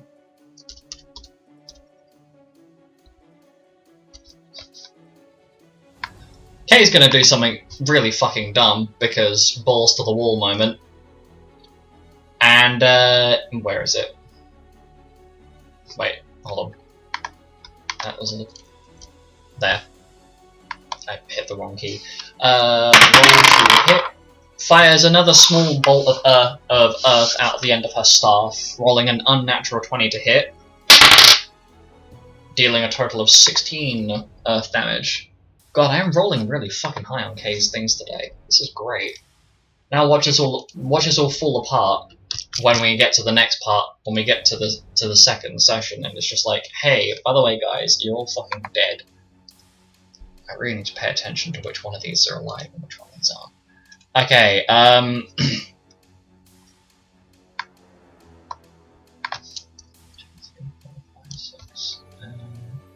where's number 6? Where's number 6? Is number 6 dead? That will be a yes. Keep note that there were... So I can come back and work out how many are there and how many aren't. Just give me a couple of seconds. Okay, yep, they're both fine there. 5, 6, 9.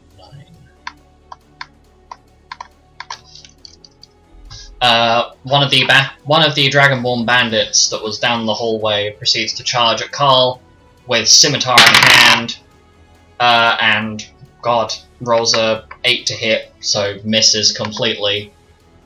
It's honestly kind of pathetic. Oh God, I bet that just jumped and updated. Sorry if that did just jump and update. Fucking bananas.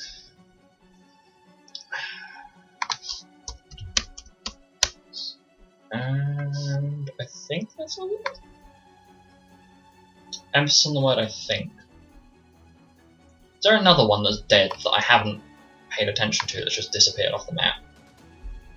Yes, would be the answer. Okay, and that is the rounded out at the initiative order. So that is the end of the session.